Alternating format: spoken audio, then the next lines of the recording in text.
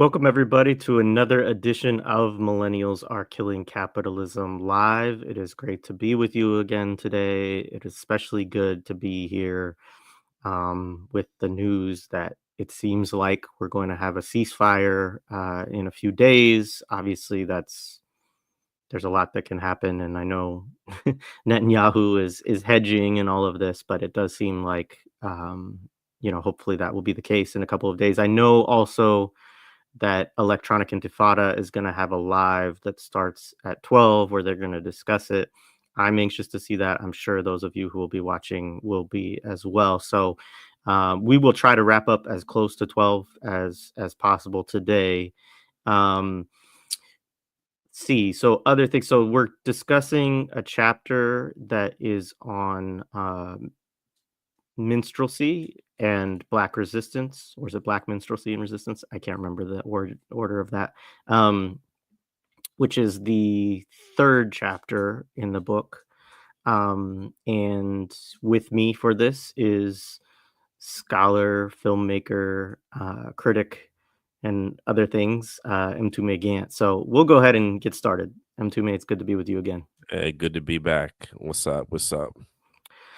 Folks, also take a moment, like, share, subscribe, let folks know the conversation is going on. And if not, catch it later on. I know that there's a lot of different stuff on people's minds right now, but this is a really interesting chapter. So yeah, Mtume, do you want to start us off this time? Sure, yeah. Let me just get my digital copy at the right place.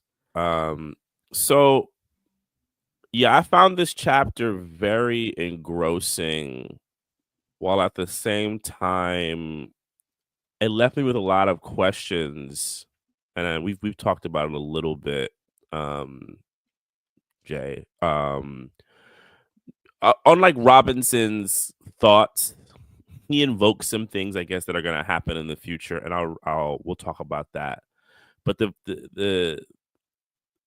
the opening of the chapter is Blackface, Minstrelsy, and Black Resistance, which, like, always, that word recently, even for me, resistance, I find, and I think for many people, I think in organizing and political spaces, people who are into this live know that word resistance has a lot of different, like, vibrations that hit their body, some very positive, some like, okay, well, what is resistance? And it's a constant question, I think in this era.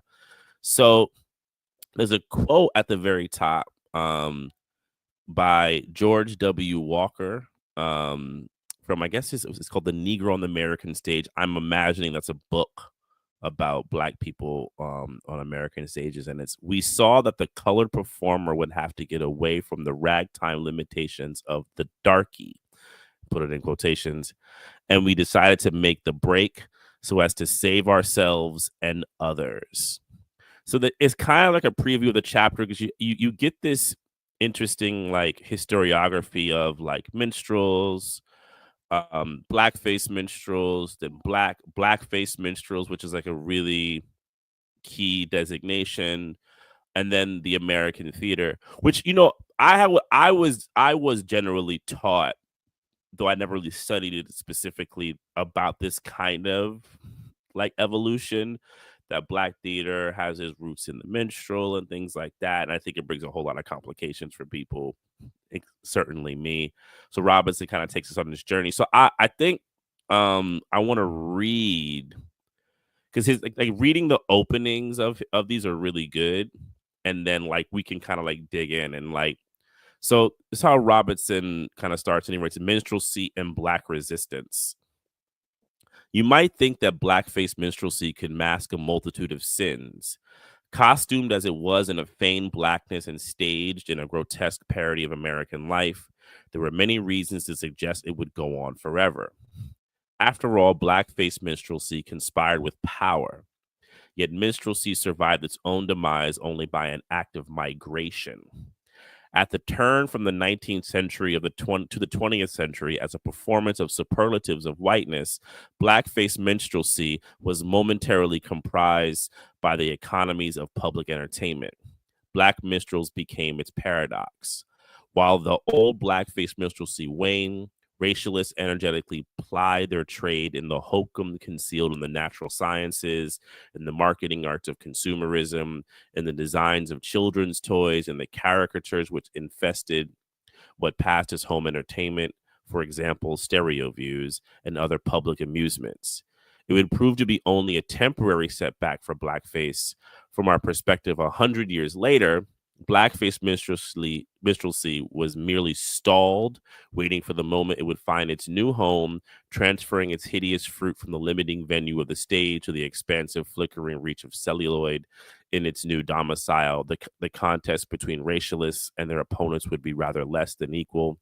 Just how unequal is authenticated in the contrast between racialist artists like Griffith, Porter, and their cohorts, and those like Micheaux, who sought to use film differently. So I think what's important, that one of the things that's really important, I think, is actually just good scholarship on Robinson's part, is, film does come from theater. People have to recognize that. Like, the rules of theater and the rules of dramatic performances that are rooted in theater inform how cinematic ideas were created, especially, I would say, particularly in America. I think, like, the Soviets, parts of Europe, I think they were a little less preoccupied with theatricality in the same way that American filmmakers were. But it's still evident, because what was the reference of performance, right? So it would be only natural that the performance tropes that existed in theater, from women to men to race to culture, would then transfer in to film and to film language. And I just think that's good practice. It's a good perspective. It's sometimes a perspective, I think it's a perspective that's very rooted in, like, what was good about film scholarship at its root. And I think it's something that's kind of lost today in film scholarship. I think a lot of film scholars, or newer ones, think of film as like this thing that kind of exists in its own bubble. And that's also just not Robinson's approach. He has a pretty material approach in many ways about so many things. So he's like looking at the things that influence. So a couple of other things. And Jay, you can jump in at any time. This idea of migration and, like, why things die and why things happen, to me, are very, very provocative, because it sits culture in this place as a result, right? And not as, like, the leading thing, and I just believe in that, right? It's a result of social relations and conditions, and things die out when these things happen, and these things happen. So it makes sense. Like, even if it's not overtly political, it's a response to the political or the social moment, which I think is just really, really important. And then he brings in a few people, like he's going to bring in Micheaux, who he doesn't go into heavy in this chapter. But what I think he's trying to do, and I don't know if you agree, Jay, I think he's trying to set up that Micheaux is going to be the great intervener, right? Yeah, I think he's also showing, as we'll see, that, like, his interventions are also based in a tradition of Yeah. blackface minstrelsy that particularly takes, or black minstrelsy, I guess we should say, not blackface minstrelsy, Mm-hmm. that takes form, in particular around the turn of the century, and then kind of evolves in different directions as he goes into, but that there, and this is one of the things I know we will talk about. You mentioned the resistance thing, but, like, this, there are these subversive elements, or the ways that black artists use this medium to subvert different racial tropes or racist depictions of black folks, and also to create certain depictions of white folks as well. Mm-hmm. And that this I think he's saying that those seeds are important to how Micheaux works within the medium, Yeah. which so yeah. And I'm curious about that. Like I'm just curious at that argument. I don't know how I feel about it yet. I mean, he has a line. He says, and I'll also read it very quickly. But notwithstanding his energetic and persistent campaign of self-invention, Micheaux was not entirely a creature of his own making. Indeed, he was the heir of a form of black resistance to the new racial regime, which could be traced to late minstrelsy, more particularly black minstrelsy as it manifested itself in the last decade of the 19th century. So like the first part of it, knowing Micheaux's work and knowing his intervention within our gates and so forth and so on, like I totally buy that. And I totally buy that. Of course, he just didn't come out of thin air, right? Like no one does. That's just But the idea of it coming from minstrelsy, I'm curious to see that connection, and I think he's setting that up with some figures and some Yeah. dates here. We should probably do a little bit of like a kind of overview of some of the history and then we can get into the specifics. So there's like Yeah. a period that's like before the Civil War, right? In which, as he talked about how blackface minstrelsy had conspired with power, Mm-hmm. um, that, it helps to, that it is essentially an anti abolitionist, white led or white controlled dominated sort of theatric thing. Yeah. There's a period also after reconstruction that he'll get into a little bit in this. um there's obviously the idea of white people blacking up to Mm-hmm. portray really racist stereotypes. And then there's a reality that he gets into of sort of like there's a certain phase in which minstrelsy is really the only way that any black creative person can artistically express themselves. Yeah. And so there's, as he's talking about that, he's talking about one, there's a lot of talent that becomes infused into this form because it is the only kind of creative outlet, but also that I think that becomes the seed of which certain people decide we're gonna we're gonna do this, but we're going to try to subvert certain things as we're doing it, right? And that's where it gets, I think, for both of us, really complicated, and perhaps more complicated than it is for Robinson in some ways. Um, and then there's also kind of a reemergence too, which is part of what he talks about, especially with film, Mm-hmm. of white blackface minstrelsy, right? To again sort of reinstantiate the racist tropes within it, more forcefully, but also on a bigger stage. And then I think later, as he's kind of alluding to, you will get Oscar Micheaux, right? And so, um, yeah, it's an interesting. I guess you could say there's kind of a dialectical relationship happening there, between how whites are using the medium, how black folks are using the medium, and an acknowledgement too that some of the black folks are just sort of conspiring, or as we'll see as he goes through it, some of them are sort of conspiring with what the white supremacist order wants, in terms of what is most monetizable and what, um, you know, I mean, it's hard to get into their intentions, but as he talks about later on, some of them have real regrets for participating in this. And then conversely, he has folks that he thinks are like really talented who, um, actually are undermining certain stereotypes through this type of work.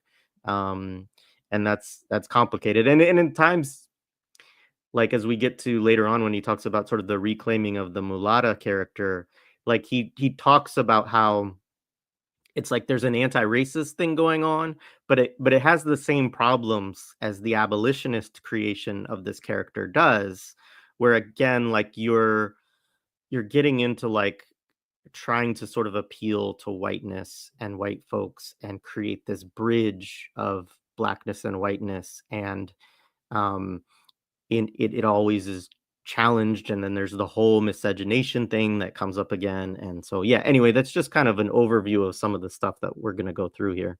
Yeah, that's really good.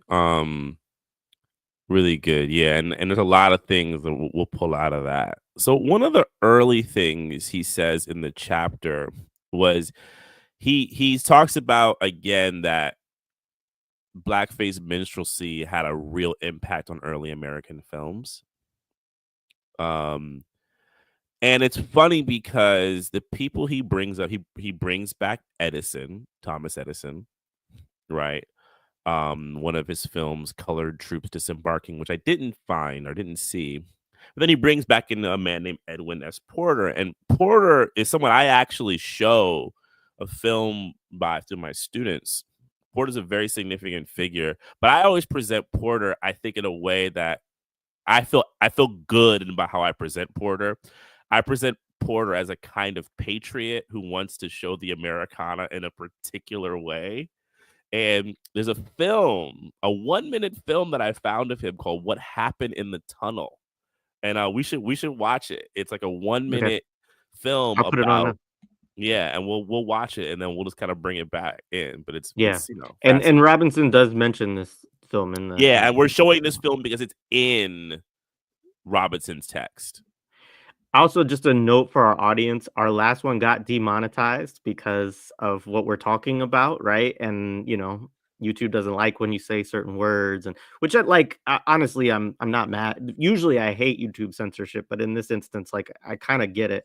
But Yeah, although the funny thing about it is that really the way that they couch it is that advertisers don't want us talking about this, right? Which like so we're not even attempting to monetize this one because we're going to be showing different images and talking about this stuff. And so yeah.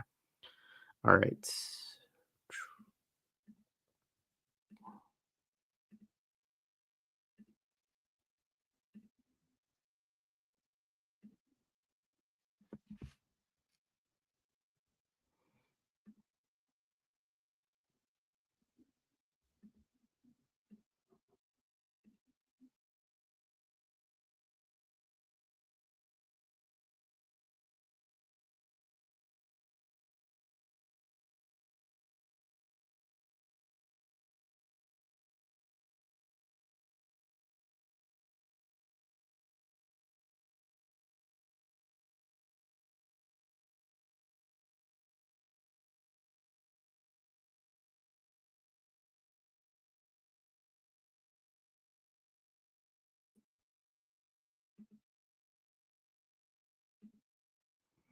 it keeps going though. There's like the other part Oh, of does it? it. Oh, my bad, my Yeah. bad.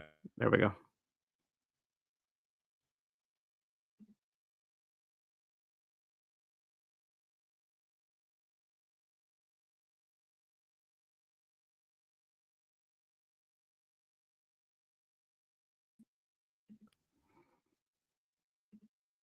All right. Yeah, so if folks didn't notice, they like basically play a trick on the guy.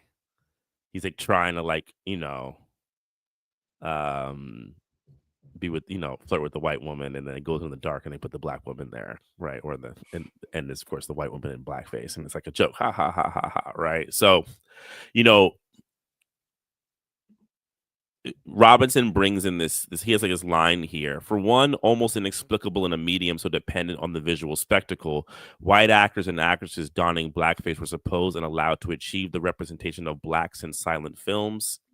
Even more significantly, it was not merely the impersonation of blacks which was drawn from minstrelsy, but the persistent disfiguring of black humanity, the reduction of servile, pathetic, caricatured appendices to real white life, right? And he basically said this became kind of dominant, right? There's like a dominant kind of view and this trope, right? And it's funny because he has other part where he says, while Mexicans and Native Americans, he puts Indians in, quotations because probably what they were called then, might be easily enveloped by the conquest motifs of the Western as a genre, or Jews, Asians, and Central Europeans might be degraded as lascivious villains in urban melodrama. Minstrelsy was its own imperium. Thus, in silent movies, when melodrama, romance, costume drama, Western, or any other genres adapted from the stage or literature drew on blackness, minstrelsy dictated the semiotics. Because of the new racial regime, minstrelsy embodied the iconography of Blackness in popular culture. Minstrelsy had held absolute domain over Blackness and the imagery of Blackness. So that became the dominant way to view Black people. So I think this is important when you're thinking about the technology of film becoming like a key semiotic instrument, and as images and media as we know it begins to be developed in the apparatus, this is how the dominant imagery is kind of disseminated, right? And I think it kind of goes back to his last chapter where people trying to suggest, well, that's not really how it happened, and he's kind of like doubling down on that point. And the visual evidence is there, in the film. I'm sure there's more that he probably didn't even mention, to be honest with you. Yeah, for sure. Um, One of the things so there's a quote I pulled out here, which is from James Dorman. He says the minstrel Black was represented as an essentially unthreatening figure. He, or less frequently she, was unquestionably ignorant, though not always stupid. The minstrel Blacks could be wily and even sage, maladroit and outlandish in his misuses of the forms and substances of white culture.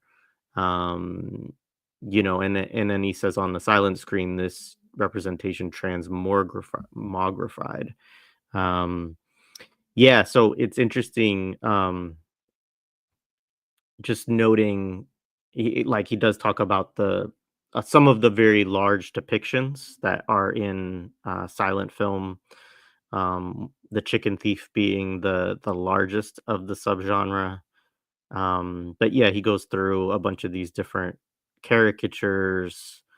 Um, he said this was another quote that he pulled from, let's see, where does he pull this one?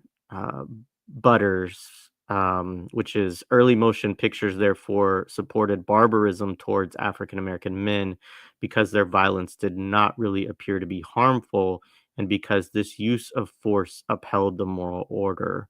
And he goes on to say, of course, this quote unquote harmless violence served as an accompaniment to the actual brutality of the new racial regime. The differences between stage and film blackface consequently were a result of the radically distinct historical eras in which these venues were generated, the audience for whom they were created, and the cultural shields required by the respective spectators. And this is important because he does get into also, um, kind of the role of Black minstrelsy within a kind of like a proto Black nationalist um aesthetic, right? Because at a certain point, these performances were happening to Black audiences primarily, which is an interesting dynamic as well. And then there's like different periods and different places in which it becomes integrated for predominantly white audiences, right? And the differences there is interesting, of course. Yeah, and he goes into this interesting. He brings back in Frederick Douglass, right? And there's this line. He says, "Blackface minstrelsy, the counterfeit of Black culture, as Frederick Douglass characterized it in 1848, is routinely assigned by its historians to the 19th century. Indeed, minstrelsy is frequently nominated as the dominant venue of popular entertainment in America in that century." And first, I'll just pause there. Like, that's just a thing to think about. Like, it was the dominant form of entertainment, right? It's like, I think it's hard for people to process that because we live in in a culture now where there's so much entertainment, from sports to YouTube to movies, television, and back then, entertainment was a lot more centralized. You had only so many options to be entertained in life, right? Um, but I'll keep going. As far as it goes, such constructions are instructive, but at least in one or two important aspects, they display a failure of the imagination. For one, with very little effort, it becomes quite obvious that minstrelsy persisted into the 20th century and beyond. It most certainly survived on the stages of burlesque and musical comedy in the earliest decades of the last century, and it acquired its most robust impact on American popular culture as a persistent trope in American silent film. So first thing he's invoking is that minstrelsy like stayed, right? He brings in like Amos and Andy, Sam and Henry. I know people know. I mean, Amos and Andy, I think, is like one of those things that people really, really, really, really know. I know like Pickaninny Blues. I have seen that. He like a lot of things in there. And if you look at like the dates, like like 1926, 28, 34, 31, and then he even brings in, you know, stuff with Louis Armstrong at the very end. I'll be glad when you dead, you rascal, you. So, you know, he writes like, as a testament to his cultural vigor, minstrelsy eventually trolled through post-World War II American television, even, right? And in the late 20th century, in as much as a persistent form you may be so described, is revived in television and films, thus acquiring the privilege of being the most recognized form of Black performance, right? And he talks about basically like the counterfeit was consistently retained, right? There's like a consistent thought of the counterfeit, which like I'm sure he'll get to this in his final, you know, thesis at the end of the book, but like it's a thing. It's like, has the counterfeit been let go completely? And it begs, like, that was the thing. As I was reading this, I was like, okay, if the counterfeit has been retained, when was it, or if it has ever been abandoned? You know, it's like the first thought, right? Right. Like, here's a quote from Eric Lott. Cultural critics have recently become more aware of the uneven and contradictory character of popular life and culture, the ambiguities and or contradictions that may characterize the pleasures of the masses. Right. So it's like it's a very, you know, complicated thing. But then he also has a thing where he thinks the beginning of minstrelsy is like in error, where people think it Yeah, is, yeah. right? Before you jump to that, I just wanted to Yeah. read one thing from the footnote on 131. So this is another thing from Lot, but this is more from Douglas. I just think it's good because it's also good to see how certain figures contextualize it themselves in the period. And Frederick Douglass had written that blackface performers were, quote, the filthy scum of white society who have stolen from us a complexion denied to them by nature in which to make money and pander to the corrupt tastes of their fellow white citizens, end quote. And so Frederick Douglass did not, but this is, of course, it's important. These are the periodizations and things like that is important. Like and we'll get into the phase he's talking about here, you know, with the kind of, you know, the proliferation of it among Irish people and stuff like that. But, you know, he's talking about it in like in the context of the 1800s, and I think particularly probably at that point like the 1840s and stuff like that. So it's in the period where it's very much like a counterpoint to the abolitionist movement.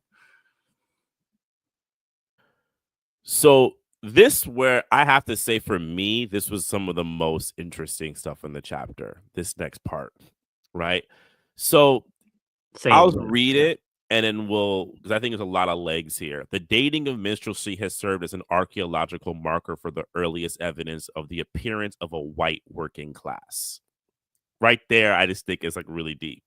This interpretation posits that minstrelsy was the invention of and the inventor of a white identity, which was bonding foreign, principally Irish and German, and native, quote unquote, urban workers. Eventually, it becomes clear that the convention of minstrelsy dating is an act of misdirection. For many scholars, the actual subject is not the phenomenon of minstrelsy, but the emergence and consolidation of of a white American working class in the early national period. So, yeah, I mean, we can keep going. Actually, I mean, I think that's a really interesting. Or anything you want to say about that, Jay? Not really. I mean, other than I agree with you. I mean, this whole section as we get into it, you know, I mean, he talks, I guess, following up on that, he says prior to the Civil War, blackface minstrelsy was predominantly, but not exclusively, an entertainment for young male workers, many of them Irish and German immigrants. He goes on to list a bunch of like Irish minstrel performers. And then at the bottom, he says Irish drinking and thickness. This is a quote from David Roediger. This was the point I was going to bring up, is that a lot of what he's citing here too are whiteness studies scholars, which I think is really interesting. Folks like Roediger, Noel Ignatieff, who wrote How the Irish Became White, so on. So Irish drinking and thickness drew mockery from the minstrels, as did German speech. The coincidence of Irish artists and Irish spectators with the blanket of blackness draped over the African and European poor in the new nationalist culture facilitated the trope of the plantation, in quotes, as a public display of blackness with a difference. The difference is marked by the comic shenanigans of the he calls it the black-white Irish, could now be subsumed within a white kinship when played out against the slave and the semi-free black. And this is an interesting thing he'll go into more, but part of what he gets into a little bit is that Irish people were in proximity to black folks and often working with them, even on the same, like, he goes into the building of canals, which is really interesting. I'm sure we'll say more about that. But like, and that initially there's an interesting part about class that he gets into, also, of like what happens when something that sort of an in group to some extent of working class people have something that they do themselves for their own entertainment, then becomes promoted by the ruling class to promote the antagonisms within people of the same kind of class background. In other words, taking something that might be more like kind of poking fun between Irish folks and black folks and turning it into something that is Irish folks then doing racist depictions for the purposes of creating kind of a racial antagonism within working class, I guess is what I would say. But yeah. He has a like a lot of interesting points here. Like he said, so like so blackface. He says like this is a masquerade for public revelries, right? And he says this thing again. We need to be reminded that such words as coon, buck, and moose had more than ambiguous or multiple meanings. That they actually had trajectories that led from white to black. So I think that's really interesting because it doesn't start with black people as much as like it's like a retransfer, right? Which he Yeah. kind of also talks about with like the Jezebel turns to the mulatto, right? Mulatto. It's like these like transfers of white aggression towards white people, and then it gets reformed into black people, which then also makes sense because the black people that they're representing aren't black people at all because they're white people in blackface. Yeah. And to continue that quote, because it's such a good quote, he says, each of them went from describing particular kinds of whites who had not internalized capitalist work disciplines and whose places in the new world of wage labor were problematic to stereotyping blacks, right? So it's just a fascinating thing too, that I haven't heard people talk about as often, of this idea that there's all originating from derisive things that would be said about like Irish or German immigrants, right? And like he continues with the Irish. I mean, he says like he thinks it's like, yeah, it's not mere hindsight which makes Irish entertainers the most likely candidates for the lures of blackface minstrelsy, right? In the new American Republic, many of their contemporaries would have that Irish men masquerading as blacks was redundant. I mean, that's heavy, right? Right? So he has some quotes here, like, it was by no means clear that the Irish were white, right? Or no one gave a damn for the poor Irish. In the early republic, nativist folk wisdom held that an Irishman was a nigger inside out. The Census Bureau regularly collected statistics from the nation's native and foreign populations, but kept the Irish distinct from even the latter group. And this is stuff that I've heard before, historically, and I think I've read it in certain things. I haven't actually read that book, How the Irish Became. I've always wanted to read it. It's been one of those books on my list, the things to read, but I've never actually read it, but I know about it. But these are things that I have heard about before. But I actually didn't know how deeply involved Irish was involved in minstrelsy in this way. I did not know. No, me neither. I think posited more towards Jewish performers, which he gets Same. to like later on. Um, for context for folks, I thought this was good. He says between 1815 and 1845, nearly 1 million Irish immigrants had come to America, and the decade following the Great Famine, in the years 1844 to 1855, that number doubled. In southern and northern cities, quote, the Irish were thrown together with Black people on jobs and in neighborhoods, end quote. Consequently, in New York and Boston, Irish women accounted for the majority of mixed race matings with Blacks, right? So there's another kind of important thing of like, they're living together, they're working together, and they're actually, you know, having children together, right? So, yeah. And he has this other scholar, is W.T. Laman. Like I don't know exactly how to say his name, but he said he makes the case that the earliest impromptu expressions of blackface minstrelsy emerged from the labor camps of slaves, free Blacks, and Irish immigrants associated with the canal building in the North. So I think that's interesting. I mean, Robinson is showing you how these confluences of events kind of create these things, right? And I think it's just really, really powerful to think about, how these things come about, right? And Yeah, he goes, the Erie Canal, for instance, is a big example. Yeah, yeah, go ahead. he gets into a lot of like the canal construction. We won't have to go through all of that, but he goes into like all the canal construction. But like he does talk about like the work culture, which I think is really interesting. Thus, it was the work culture generated in their shanty towns, tribal villages, grog shops, family huts, and work camps. The Irish drank, sang, danced, fought, and rioted. Immigrants from County Cork against far downers from the West Coast, Corkornians versus Connatamen. Engage in all sorts of vices and stays or limitations of Blacks for entertainment. Generally illiterate, their meter was a recital and impersonation. Yeah, So so Connacht is in the east, I think, if my Irish history is right, or geography.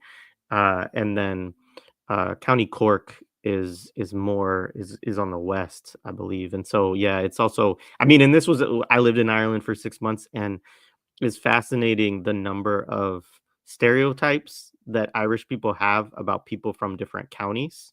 Um, and so, they'd be like, "Oh, that's because he's from County Clare," or "Oh, that's because he's from County Cork," and it's like, what? Like, but so yeah, it's an interesting thing. I mean, I feel like there's such a thing. I mean, I've been to Ireland and I've been through England. I feel like it's such a thing of that region. it is. I mean, to me, like, this is where when Robinson talks about racialization within European society, I'm like, yeah, because it's like this idea that like somebody who is a county over, like, I know it's like partly joking and like a little bit of like internal rivalry and like, but there's also just like I mean, some of the things that would be said, it'd be like, yeah, Welsh people have tiny brains. I'm like, what? It's true, man. I've seen it in the UK, not to digress too much, like people from Manchester and London talking about each other. I'm like, wow. And I'm like, you know what? I'm gonna leave that one alone. It's funny though. But yeah, I mean, but I think it brings up the point, I mean, that he has earlier in the book about these and then reiterated again about this kind of transfer of practice to then create a kind of new practice. But then it's also reacting to the social relations of that era Yeah. of capitalism and colonialism and and immigration from Europe and so forth and so on. Where are we now? So I mean, he continues. The stuff on the Irish is really rich. There's a lot of stuff that like we won't even get through. I'm trying to think of any important things. Just to Um, move through, like, a little bit, like, yeah, mhm. he does talk about a lot of the history. He does talk about how, like, by the time of its appearance on commercial settings like music halls, blackface minstrelsy was a predominantly white, he puts it in quotes. I think that's also because he's saying it's being performed by these immigrants that are not necessarily considered white, but European descended. Entertainment riotous, raucous, and participatory, and performed by solo entertainers. Um, and then, by the 18 so I'm moving down a little bit. By the 1850s, Laman, again, I don't know how to pronounce that either, insists it's L for folks listening, it's Lhamon, insists with the appearance of the blackface minstrel bands and the intervention of theater and entrepreneurs who preferred middle and upper class audiences, blackface performers tended to suppress class antagonisms by stressing degrading representations of blacks. And then this is a quote: thus, as black gestures are taken up by white workers at first, then attended to policed by more powerful whites, the uses of the tokens will alter in the transfer, end quote. And so, yeah, this is where he gets into the this going alongside all of the racist stuff that we talked about in the previous chapter about world's fairs, museums, popular science, and other forms of public instruction and amusement. And so, yeah, it's an interesting section. um, he says, on the other hand, race science could command the resources of the state and its auxiliaries, which in turn collaborated with the dominant sectors of American capital. Um, so again, like, this is a part of what he's showing here is it's like there might be a way to read this if you look at it within, the Irish, community as a working class form of entertainment where there's probably some mimicry, there's some, joking, but maybe in the same way that you would say, county people from County Cork make fun of people from, Connacht, in Ireland, that some of like what the Irish people mean by it is kind of in good fun, or like, you know, it's racist, right? But it's not necessarily racism with some kind of power attached to it, and it's not necessarily intended to create these like stereotypes for mass dissemination, right? It's more of a kind of, as they say, riotous, raucous. It's like, I mean, if anybody's ever been to Ireland, like pub culture in Ireland is a very real thing too. And so, yeah, I mean, as a Irish American, I feel like I can say that, like, the stereotype of the drunken Irishman is not really a stereotype. It's just an aspect of Irish culture. Uh-huh. Though, yeah, I was gonna say something. I was like, yeah, I've been around drunken Irish folks in Ireland. It was fun actually. I had a good ass time.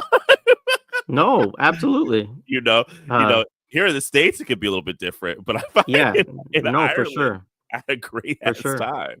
You know, But it's interesting to think too about, like, how does that transform, which I think is what Ignatiev's book does, is like how does it transform from the way that it might be experienced in Ireland, which is not to say again that Irish people are not racist yeah. towards other groups of people and stuff like that, but then to like an Irish American racism, which is much more becomes much more vicious, I think. And this is an interesting aspect of that too, of sort of like, um the purpose. I think the audience is a key thing here, Yeah. right? Of like moving it from a working class audience to an upper and middle class audience, and the way that then they would use that as,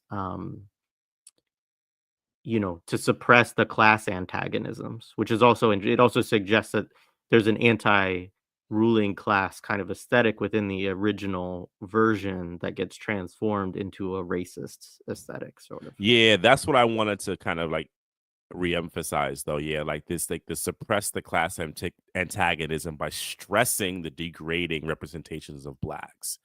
So this transference, which is like, I forget the name of there's a great essay about um Jewish minstrels, and they talk, and that's really like the thesis of the essay. I'll find it and I'll put it on. I mention it. It's very well known in like in film and theater circles. But they talk about that. The way to an opportunity for Jews to become white was to be in blackface and degrade black folks. So it was actually help them transfer and suppress their antagonisms that they had, which is very interesting. And it's a really great essay. Yeah, and then scientific racism, and he talks about the kind of hierarchies in that, and then there's like some really powerful images in the book that he Yeah, finds. I'm not gonna show these particular ones. I will show No, some ones later on, but partly because these are so ridiculous and racist, yeah, chopped they're up really intense. N-words and like, Yeah, yeah, yeah. yeah, and like, oh yeah, is that the thing later about the Ethiopian artist? We'll get to that later. That's a really fast. I think it's actually coming up right now. I think actually no, maybe it's coming a little later. So he kind of gets back into like those big world's fairs, the Chicago World's Columbian Exposition. He goes back to that type of stuff. And he has this really, I found to be heartbreaking story about the Coon song. So the Coon song was a fad, and he calls it a fad, like very, very pointedly. That's not me saying it. And he said that it went alongside amateur blackface minstrelsy, that movement. He actually calls that a fad, and he calls that a movement. I'm just noticing that reading it. Right. So he's clear to kind of like say that was garbage. This was a movement, right? And he cites this author Dorman again. In the course of a decade, over 600 coon songs were published, and the more successful effort sold in the millions of copies. So this kind of goes back that this was like the predominant entertainment, right? And it was a huge craze. And he talks about a guy named Sam Lucas, and he says Sam Lucas authored The Offensive Blacks as Watermelon and Chicken Thieves, Coon Salvation Army in 1884, and the most widely acclaimed and influential early coon song, All Coons Look Alike to Me, was the creation of Ernest Hogan, another talented black minstrel. And he says how the song actually became a catchphrase, and it set up Hogan for life. Like he all of course, like he made a ton of money, but then this is the first time he brings in Robinson brings in James Weldon Johnson, who's a major figure in this chapter. But he wrote. I'll read what Robinson says about what James Weldon Johnson said that about Hogan is that he never forgave himself for his part in the Coon song fad, a song which he in later life expressed regret at ever having written. His self-reproach is understandable when he turned our attention to the second distinction between the coon songs and amateur minstrel movement. So, like, before we get to the next part, yeah, like this, like, is an example of some of the regret that I'm sure permeates. Not, he probably wasn't a minority in that of people who wrote these things were able to be well off, black folk, and then like deeply regretted it, you know. So I'm gonna read this quote by Dorman, which I think is really interesting, and it's about the songs, right? In the songs, for example, blacks began to appear as not only ignorant and indolent, but also devoid of honesty or personal honor, given to drunkenness and gambling, utterly without ambition, sensuous, libidinous, even lascivious. Coons were, in addition to all of these things, razor-wielding savages, routinely attacking one another at the slightest provocation as a normal function of their uninhibited social lives. The razor, the flashing steel straight razor, became in the songs the dominant symbol of black violence, while the coon himself became that which was signified by this terrible weapon. So a couple things. We don't have to. I actually listened to the song earlier today, and it's I mean the lyrics are wild. It's like it's pretty intense and pretty ugly, and how Dorman and is characterizing it is real. Um, what's I don't know. The interesting thing What for I'll me, do is yeah, I'll put it in the show description if people wanna check it yeah, out when I for want to check it themselves, out, yeah. yeah. And a short note, a lot of this stuff is on YouTube, so it is interesting, and that's a whole other conversation we could have. But um, an interesting thing here is like this idea of like the straight razor and like the crazy, the savage, and like that's an image that shows up in like prison tropes and like later, pimp tropes. I just find it a little fascinating that, the flashing steel straight razor, is the dominant symbol of black violence. And I've seen that. I think of like I don't know if anybody's ever seen Street Smart with Morgan Freeman and Christopher Reeve, and Morgan Freeman plays this pimp, and he has like a razor scene, and it's like, oh my god, I feel like I'm watching the Coon image, transferred into Morgan Freeman in an '80s canon film about street violence, so it's just interesting. What else? I mean, there's a lot here, like in this part. Um, there's Let me see what I have in my notes. Maybe if I have any summaries or if you have anything.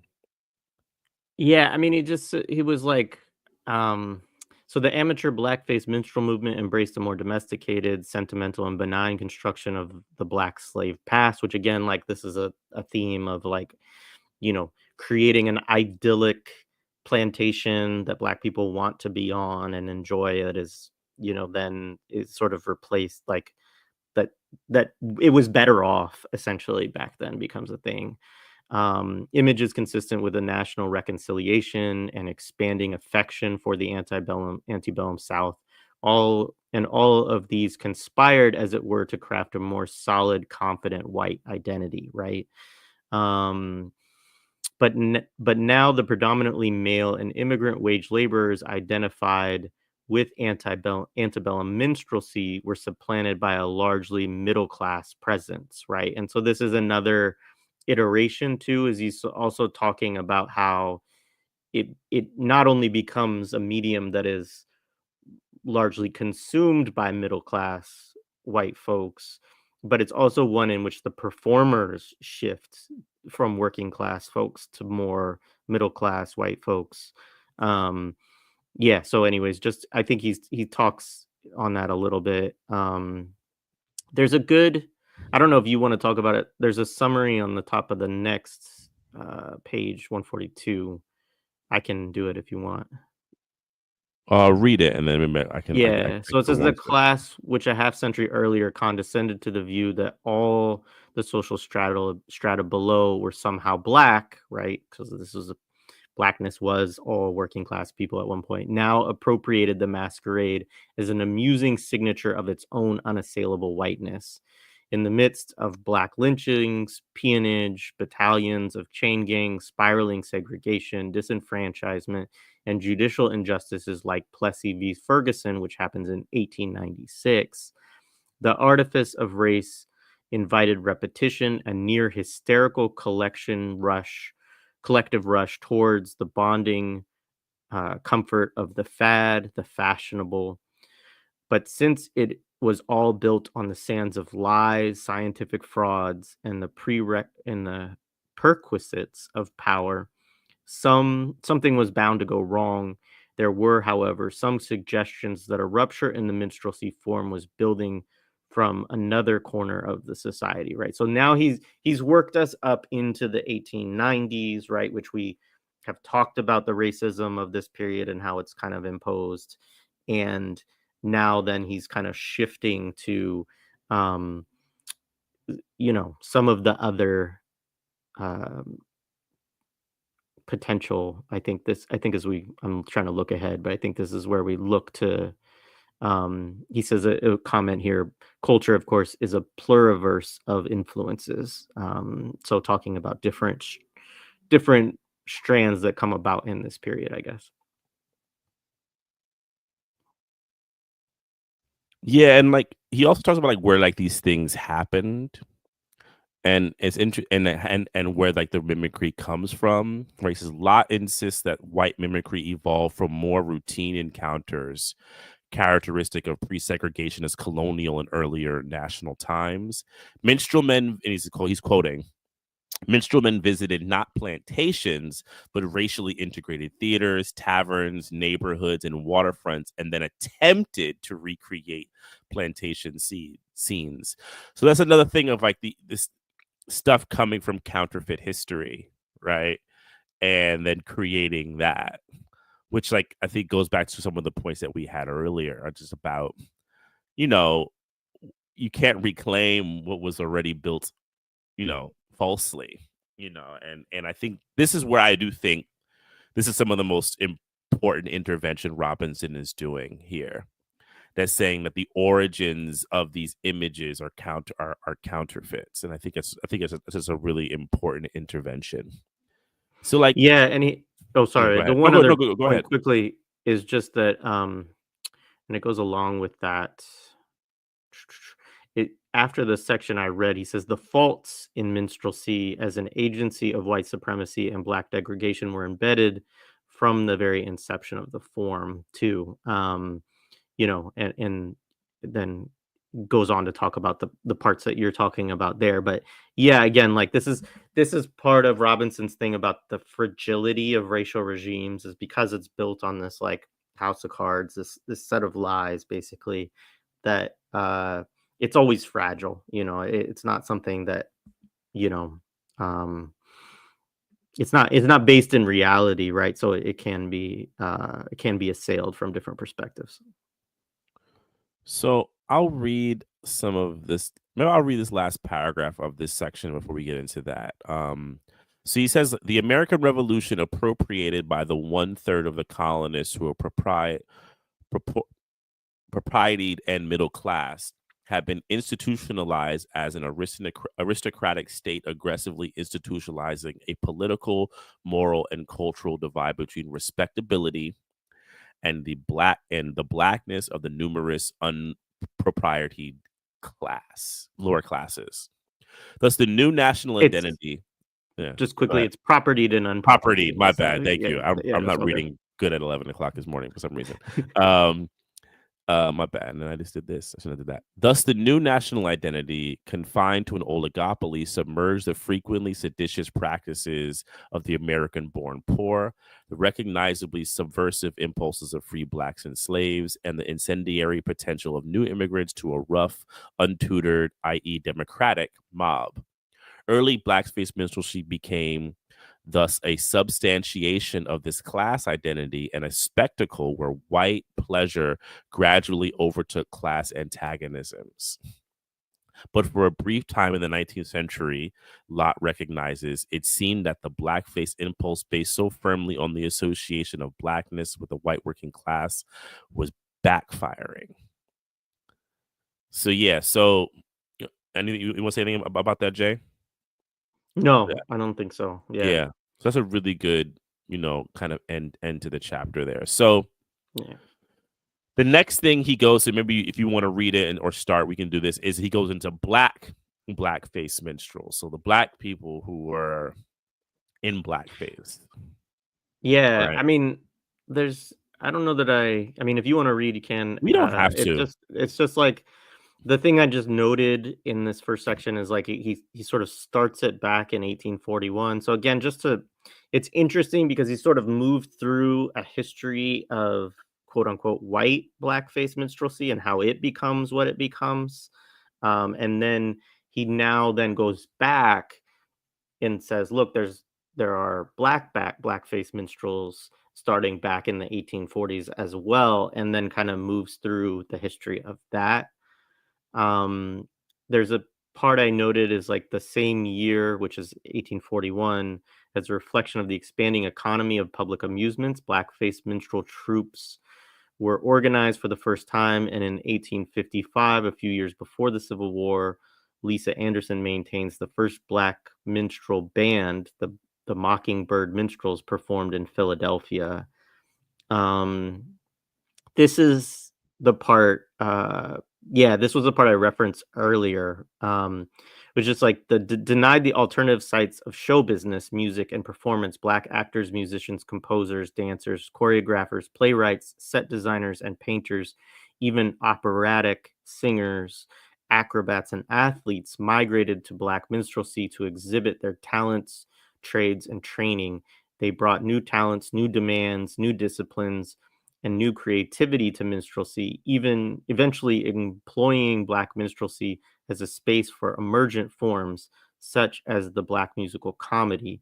But in the intervening years, Black minstrelsy was obliged to serve as the entertainment headquarters for tributaries of Black religion, social criticism, popular history, contemporary legends of resistance, and the more particular offenses of slavery, racial oppression, and blackface minstrelsy itself.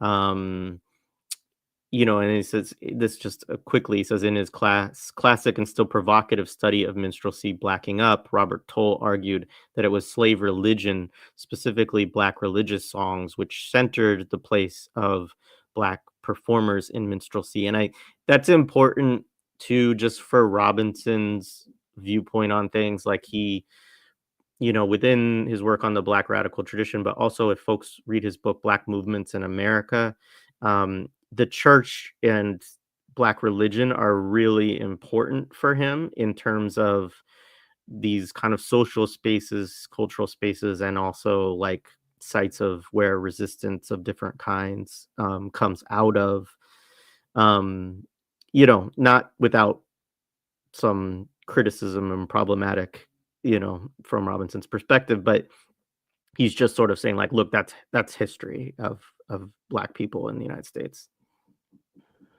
Yeah, I'm glad you had brought up the previous paragraph section, because that was something that I had highlighted. Like this, like the denial of the alternative sites creates this structure, right? And I have to like contextualize this as like you're a performer. This is what you do. This is how you kind of go into it. And I think people like this is where like not that I'm saying these people this should be criticism, but like I think of performers now. I would never do that. I was like, oh really? You think so? If there was like no other, and then I'm like, some of y'all are doing minstrel stuff now, but that's a digression. We're not really actually. So, but maybe that's what Robinson is leading us to. I don't know. I'm making a guess. I'm actually familiar with that book, Blacking Up, but I've never fully read it. I've read sections of it, and I was happy to see it here. I've always found it difficult to read, actually. Like it's a lot there. So yeah, the stuff about the music, like it goes into like Jubilee songs, how they were incorporated into minstrelsy. This is stuff that actually I feel like on my own I would like to try to like listen to and like hear. I was like thinking about it. I didn't really have the time to do it. Right, he says like with the introduction of Afro-American religious songs, Black culture revitalized minstrelsy. So it actually like brought it up, right? This there's like a section here. Both Black slaves and Black minstrels sang of heaven as a paradise of freedom and plenty. It was where the white folks must let the darkies be, and where they would not be bought and sold, where everyone would have 3 meals a day and occasional feasts of milk and honey, even if they ain't got no money. Again, like the Black folks, Black minstrels felt themselves on an intimate terms with God. They asked him to open them doors so they could get a glimpse inside, reminded him that nobody knows what trouble we've seen, and implored him to give them the means of escape. And I think if you know like the history of Black music, or even if you don't, if you just like, listen to Black music, I think you're seeing a lot of connections here to even then Black popular music and the kind of trajectories of the kind of themes and styles, and where they come from. This is an interesting part too, kind of right after this, where he talks about the Civil War. And I'll read this. As Toll has demonstrated during the Civil War and before, minstrelsy had become a rather remarkable mirror of the emergent public sphere in the North. In the beginnings of the war, blackface minstrels had been nationalists and pro-unionist. When the Northern War effort required a draft, blackface minstrels had ridiculed those exempted by wealth or affluent enough to purchase draft substitutes. And when, as a maneuver to encourage Black volunteers, the war objectives of the North became an appropriation of the abolitionist agenda, blackface minstrels had railed against this new project. As such, by the time Black performers had made considerable inroads into minstrelsy, the form had already displayed its power to reflect public sentiments and its capacity to influence the same opinion. The result was that a new minstrelsy in the hands of Black performers acquired the capacity and the occasion to transport its audiences towards a more profound comprehension of slavery and racism. So, it's more. Actually, I'll finish this. In Black minstrelsy performance, Blacks become more than caricatures, displaying the broader human register, which had therefore been reserved for the men and women whom they entertain. In addition, Black performers infuse the form with their talent. So this is where it gets a little interesting for me. For me, the first part, there's actually two things. The first part is like the material history about the Civil War, and it not to kind of like go into like the different factions, but it's always very interesting to me. And this is where I am really with Robinson, that people accept things through allegiances and then they like discard them when they're not an allegiance anymore. It's so interesting to me, and I just think it tracks through history. But this is like the results. The idea that the new minstrel became more than characters displaying the broader human register, which had therefore been reserved for men and women whom they entertain. Like it's a statement, but you said this offline, Jared. Like, I would like to hear not just from Robinson this statement, and I agree with you. The real question is the utility. It's funny. I literally recorded something that I'm putting out is about that, about the utility of things, and I agree with that. And this was a statement by Robinson where I was like, okay, show me how. Yeah. So a couple things. I mean, one, I found it really interesting, just this one sentence, as a maneuver to encourage Black volunteers, the war objectives of the North became an appropriation of the abolitionist agenda. Blackface minstrels had railed against this new project. One, I would love to hear more about that, because also, fighting in the war effort, I think was actually an important thing during the Civil War if you were in the North. But nonetheless, I mean, it's cool to show like that Black artists were responding and challenging different, narratives or propaganda, I guess, that was going on in the period.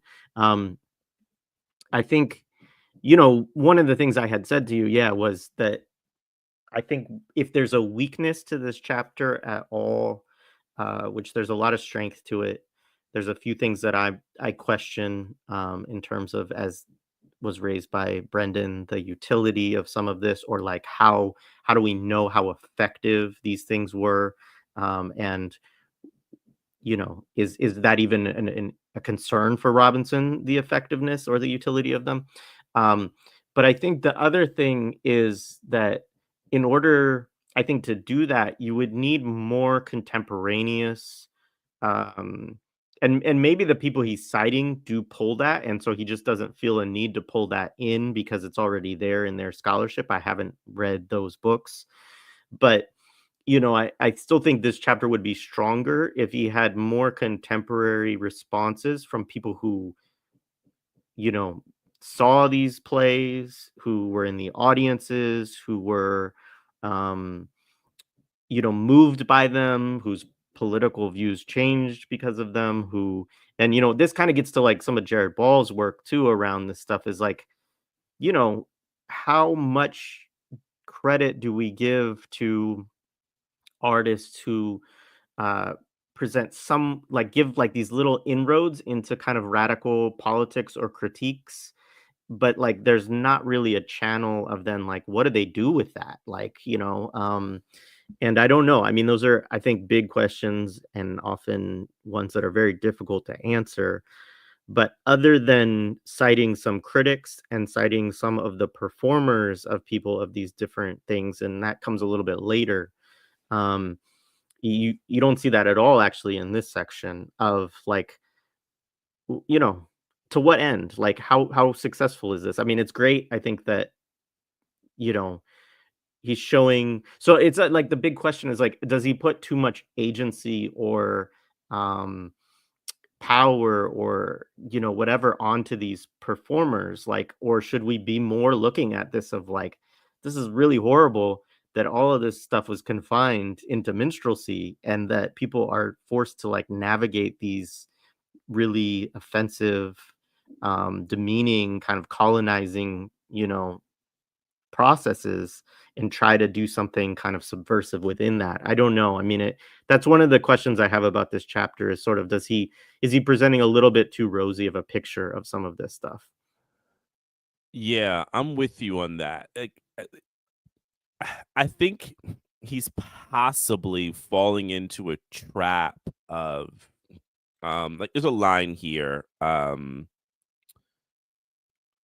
In addition, black performers infuse the form with their talent, right? And the way he kind of frames that as like, well, these are talented people. They were in a limited situation, so this is what they did. And like if you just put that like in its most basic, to me, like, sure, great. But there's a way that Robinson wants to infuse that into a legacy of resistance. And this kind of, like resistance at what costs? What did the resistance do? Not all resistances were great resistances. Or successful ones, right?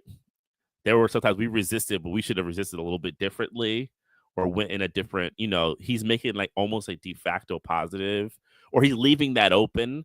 And I think that's dangerous, especially I think in this day and age where I think very duplicitous characters, especially bourgeois performers, could latch on to a line like this and kind of absolve themselves of their own current practices or like purport that they are being resistors within a system. And I think he's stepping into a puddle that I think is a little shaky here for me. Yeah, I would agree. We can keep Um, going though. yeah, so I mean, he goes on to talk about like kind of the origins of black musical drama. Um, I don't know that we need to. No. Part of what he's showing too is that there are some other forms that kind of, and he gets later to black dramatic theater too, that come out of this and also leave a little more space maybe to step outside of like the strictures of what just minstrelsy by itself is. But even still, like a lot of it still becomes, kind of trapped within the same, like I just like how much can you transcend? And I think this is the interesting part, right? Because he talked about earlier on, there was a quote from him about how cultural signifiers have the Mhm. ability to transcend historical time. And this is like, this is also where his disagreement is with Marxism, by the way, of this idea that like, okay, materialism, historical materialism gives you some of this, but it doesn't account for the fact that you can have a signifier that was produced within a previous regime or within a different historical time that still holds cultural relevance, hundreds and hundreds of years later, a sort of. And um, that's just an interesting thing. And I think that in some ways, there's truth to that, you know, but it also, and he doesn't. I don't think he over emphasizes that because he's always paying attention to like the political economy and like what's going on in the time, what are the dominant things going on in society and trends and things like that. Um, but he's also, it's part of why he then also goes back and says, "Hey, let's look at Othello. Let's look at these other things. Let's look way back here and say like the origin point of this particular stereotype or whatever else, it doesn't just come out of nowhere, right? And so that's, it's an interesting complication, I would say. Let's see. Oh, so this is where he gets into the black nationalism portion a little bit. I'll just read this quick part quickly. The successes of the earlier generations both accommodated and concealed the even more subversive significance of the next generation of Black minstrels. By the latter part of the 19th century, as a consequence of the national betrayal of equal rights, Jim Crow segregation, and the vigorous infusion of cultural racism, a critical portion of the Black middle class and the Black intelligentsia embraced Black nationalism. He goes into this. He's like, sometimes semi-autonomous institutions, which had been evolving among Blacks for decades, like sometimes those emerged. He then quotes VP Franklin's report that all Black towns began to spring up in the 1880s and 1890s. I'm not going to list all of them, but and so he's starting to talk about too, the bottom of it. He says African American masses opted for self-determination, and this value manifested itself in the thousands of Black controlled churches, schools, social organizations, and cultural institutions. um yeah, so he gets into some of that. He goes into a little bit of the history, which like Thulani Davis has done too, of like benevolent societies and farmers cooperatives and mutual aid and burial associations. And so he, to the bottom of that, he says the radical stratum of the Black petite bourgeoisie, however, reimagine these institutions as aspects of a proto-nation, a Black country parallel to America with the immediate mission of its own development, its own defense, its own aesthetic and moral destiny. He says minstrelsy functioned as a Trojan horse for this militant segment of the Black petite bourgeoisie, which is an interesting place. And then he gets into James Weldon Johnson more from there. Yeah, which like to me, I kind of wanted Robinson to unpack that a bit more. I was like, oh, okay. So this is how they built their society through mission. I was like, okay. And then he doesn't. We'll keep talking about it. I don't. If he was around, I would have like, all right, I got questions, brother. I didn't want to poke him more. I will say he's not saying it's how they built it. He's talking about all these other structures and organizations and so on, and then he's saying it's a Trojan horse. So I think he sees it as like their cultural way in, kind of. Yeah, I mean, I agree. Like some of this is, I do have a lot of questions. It would have been great to be able to like actually interview him about this stuff to get, Yeah, because it's great stuff. He brings in a lot of thought. So he then brings in, I think now more fully, James Weldon Johnson, which is a figure I've been familiar with. I did have a joke though with a couple of friends of mine on text the other days that we all started autobiography of an ex-colored man and never finished it. Like all three of us. It was like this joke. It's like, yeah, I read it but didn't finish it. Same. It was like there's actually like this like joke about it. But I also always didn't know he was heavily involved in theater. I didn't realize how instrumental he was in, Black theater's existence. I did not know that about him. Though I didn't know he was involved in significant ways.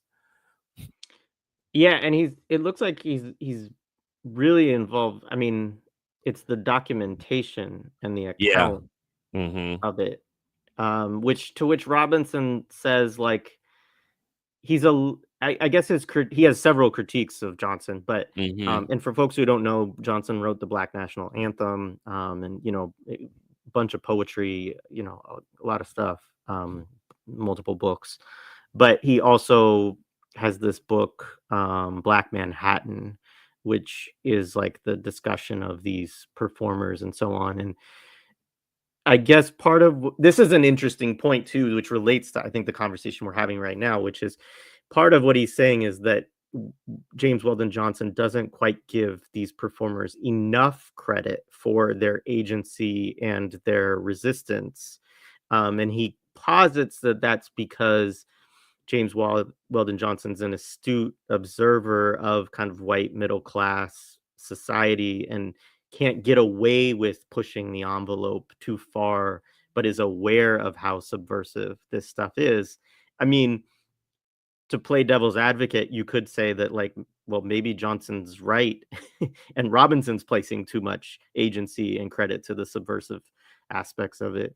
Um, but it certainly could be as Robinson says it is. But that becomes an interesting problem because part of what he's saying is he's like critiquing the sort of dominant black historian of these movements and or of this art forms and saying he doesn't or he knows it's radical, but he's not saying it because he's writing for white audiences. Yeah, like he has a lot of like he says he muted their radicalism and employed frequent misdirection, which I guess misdirection implies it implied to me it was purposeful, like he knew he was doing it. Um, Johnson's historical reconstruction of the subversion of minstrelsy mirrored some of the deceptive techniques of his black minstrel collaborators.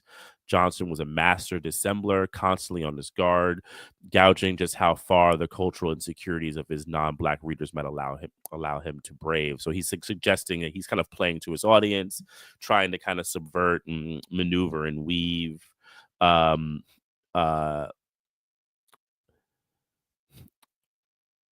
Yeah, it behooves us to be cautious readers, particularly when Johnson wished to preserve and in the same time give sanctuary to the audacious black minstrels who created the black musical. He just has a constant like, you got to look at this stuff with a bit more of a keen eye. You can't look at everything on its face. You were going to say something, Jay? No, I think that's right, and it may be buttressed a little bit like by he does cite like some personal correspondence of Johnson's and so on in the footnotes. So like, he may have good evidence that Johnson is doing that. Um I don't know if you have more to say on that. I was going to move into like We the can kind move. of core. Yeah. He goes into like the chorus girl. So this is a kind of interesting section too that also I think is a little bit tricky. All of this is, I mean, we're dealing with a very challenging history, I think, to like even talk about you know, in today's society and look back at it and try to be objective as we kind of analyze it. But, um, he talks about black chorus girls as kind of, it's interesting. He has this quote where he quotes from somebody else citing Henry Louis Gates, um, elegant part phrasing how we derived our identities from the ghostly projections of I our love- alter egos, which is like that. Basically, he's saying that like black people created white people and white people created black people. This is what Gates is saying. And uh, Robinson says, in reality, the black chorus girls who first appeared to white audiences on the burlesque stage and eventually graduated to Broadway tended, by their light complexions, to implode the binaries to which Gates referred. So, little shot across the bow at Henry Louis Gates for weak scholarship on his part, but which doesn't surprise me from Robinson. Good work. But yeah. So then this next part too, this is I think where we get into some of the complications we referred to earlier. It says black minstrelsy, however, had reclaimed the mulatta as an anti-racist agent. Drawing on her desirability, black minstrelsy employed the mulatta as a means of exhibiting and marketing black musical and theatrical talent spawned from the still new black colleges and the older conservatories. They maneuvered, however, in rather dangerous waters, for the lure of these women was fixed in the sexual economy of the slave era, As Walter Johnson had observed, this is a quote from Johnson, it is well known that slaveholders favored light-skinned women to serve in their houses, and that those light-skinned women sold at price premium.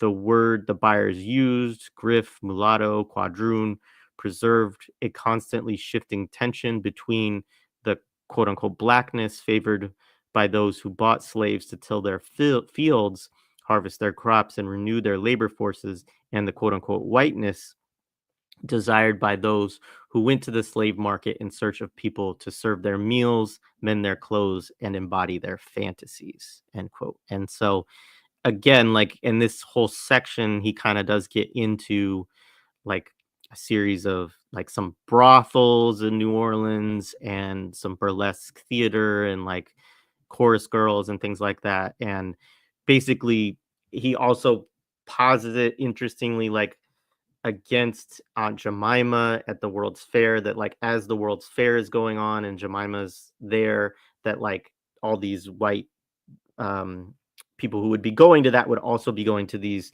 uh, quadroon brothels, basically. I mean, you know, excuse my language on all this, folks, but in New Orleans at the same time. And so, I mean, interesting, but also, you know, really problematic. Well, I mean, even at the end, it says that like a bunch of them, ambitious of the mulatto stars, women like Dora Dean, Inez Clow, and Laura Bowman abandoned their careers in America, taking up long-term engagements in England and Europe.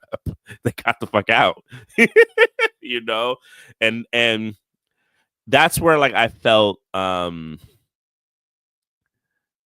wanted Robinson to. With that first line, Back Minstrelsy, however, had reclaimed the mulatta as an anti-racist agent, to dig more critically into that practice. I mean, you could make an argument that he is by showing the evidence of what happened, but I would have liked maybe his more critical thoughts on it Yeah. personally, you know. Yeah. I mean, it's he goes on to this for he does spend a bit of time on Mhm. this. Mhm. He does a quote exposing the myths of racial purity hidden by icons of Aunt Jemima and the Mammy and enforced by lynching and Jim Crow segregation. The black minstrels paraded the actual ambiguities of race. Um, you know, and part of what he's talking about too is like miscegenation is a central theme of both U.S. racism, but also in this book. And you know, uh, these mixed race, quote unquote, women are obviously the product of this, right? And they're also a product of desire for white audiences. And so he's sort of also complicating too that like there this the birth of a nation type, and maybe also contextualizing because this also comes before birth of a nation too, of like what Griffith and the KKK type project is and what they're trying to really stamp out in terms of creating a kind of pure white society that is Yeah. against, mixing. Because Dixon was so. They said if I remember correctly, he said like Dixon even more than Griffith really had a detest for mixed race um black people, right? And yeah, and he continues Robinson to kind of talk about like the nature of these shows, which I found to get very interesting. Like I mean, some of these these titles, right? But one of the things he says like unquestionably one of the first indicators of the deliberate racial mischief of their creators are the actual title of several of these shows. Creole, Octoroons, and Oriental America are not simply marketing markers advertising the light complexion chorus girls. The terms also draw attention to a challenge from the black minstrels to the racial construct of white supremacy, exposing the myths of racial purity hidden by the icons of Aunt Jemima and the Mammy and enforced by lynching and Jim Crow segregation. The black minstrels paraded the ambiguities of race.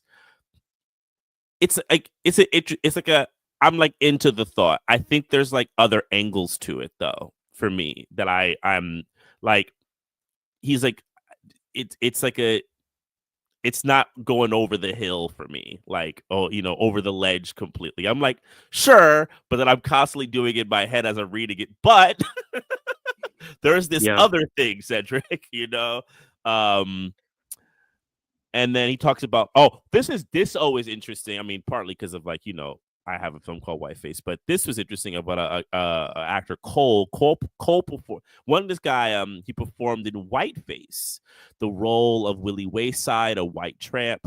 David Krasner suggests that Cole's performance in whiteface makeup was a revolutionary act because it emerged without preconceived signifiers. Nothing in the cultural system of racial science in America at that time prepared white audiences to gaze at Cole's newly devised racial construct. That's fascinating because I didn't know about that account of a whiteface performance. I would actually love to. I might try to see if I can find this David Krasner stuff on it because I would love to like know about it. But yeah, he kind Yeah, of I was yeah. curious when I read that. I was like, "Huh, I wonder if Mtume knew about this." No, I mean I know about, well, maybe I forgot because there's a play called Day of Absence by Douglas Turner Ward, and it's all in whiteface, and it's from the Negro Ensemble Company in the 60s. And then I did see an interview with Douglas Turner Ward, who said, I didn't invent whiteface. It happened before. And maybe he did mention that, I just failed to remember it. And then he kind of talks about how the performers are trying to kind of like, give their own agency. So like they made like the Colored Actors Declaration of Independence, right? We're going to have our own shows. Cole reversed the meaning of racial representation by turning the tables on the process of mimicry.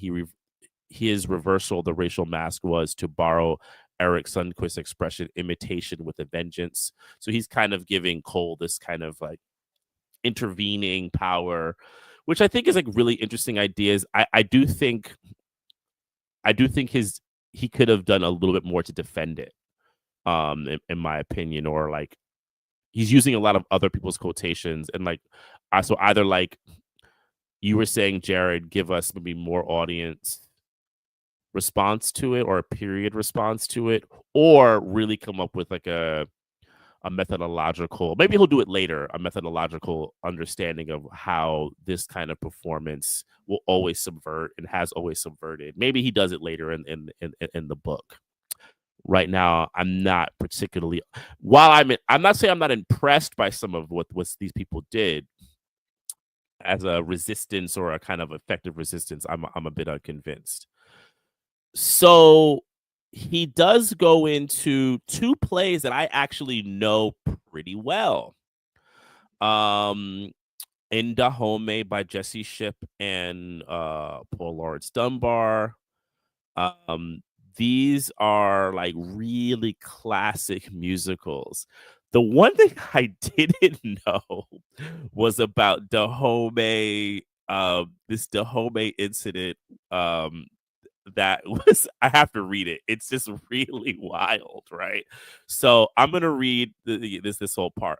In Dahomey, Cook, Dunbar, and Jesse Shipp, and his successor Abyssinia, another play that I also know, musical, were both largely located in African settings. This was not the Africa represented in the World's Fair of Chicago and St. Louis, which had constituted that continent as a locus of primitiveness and savagery. Instead, Walker and Williams presented on the American stage an Africa of empires and state structures while reminding their audiences of recent military victories over European powers. But ironically, it was the Chicago's fair which had provided George Walker and Burt Williams the personal experience and cultural materials which they rehabilitated the image of Africa.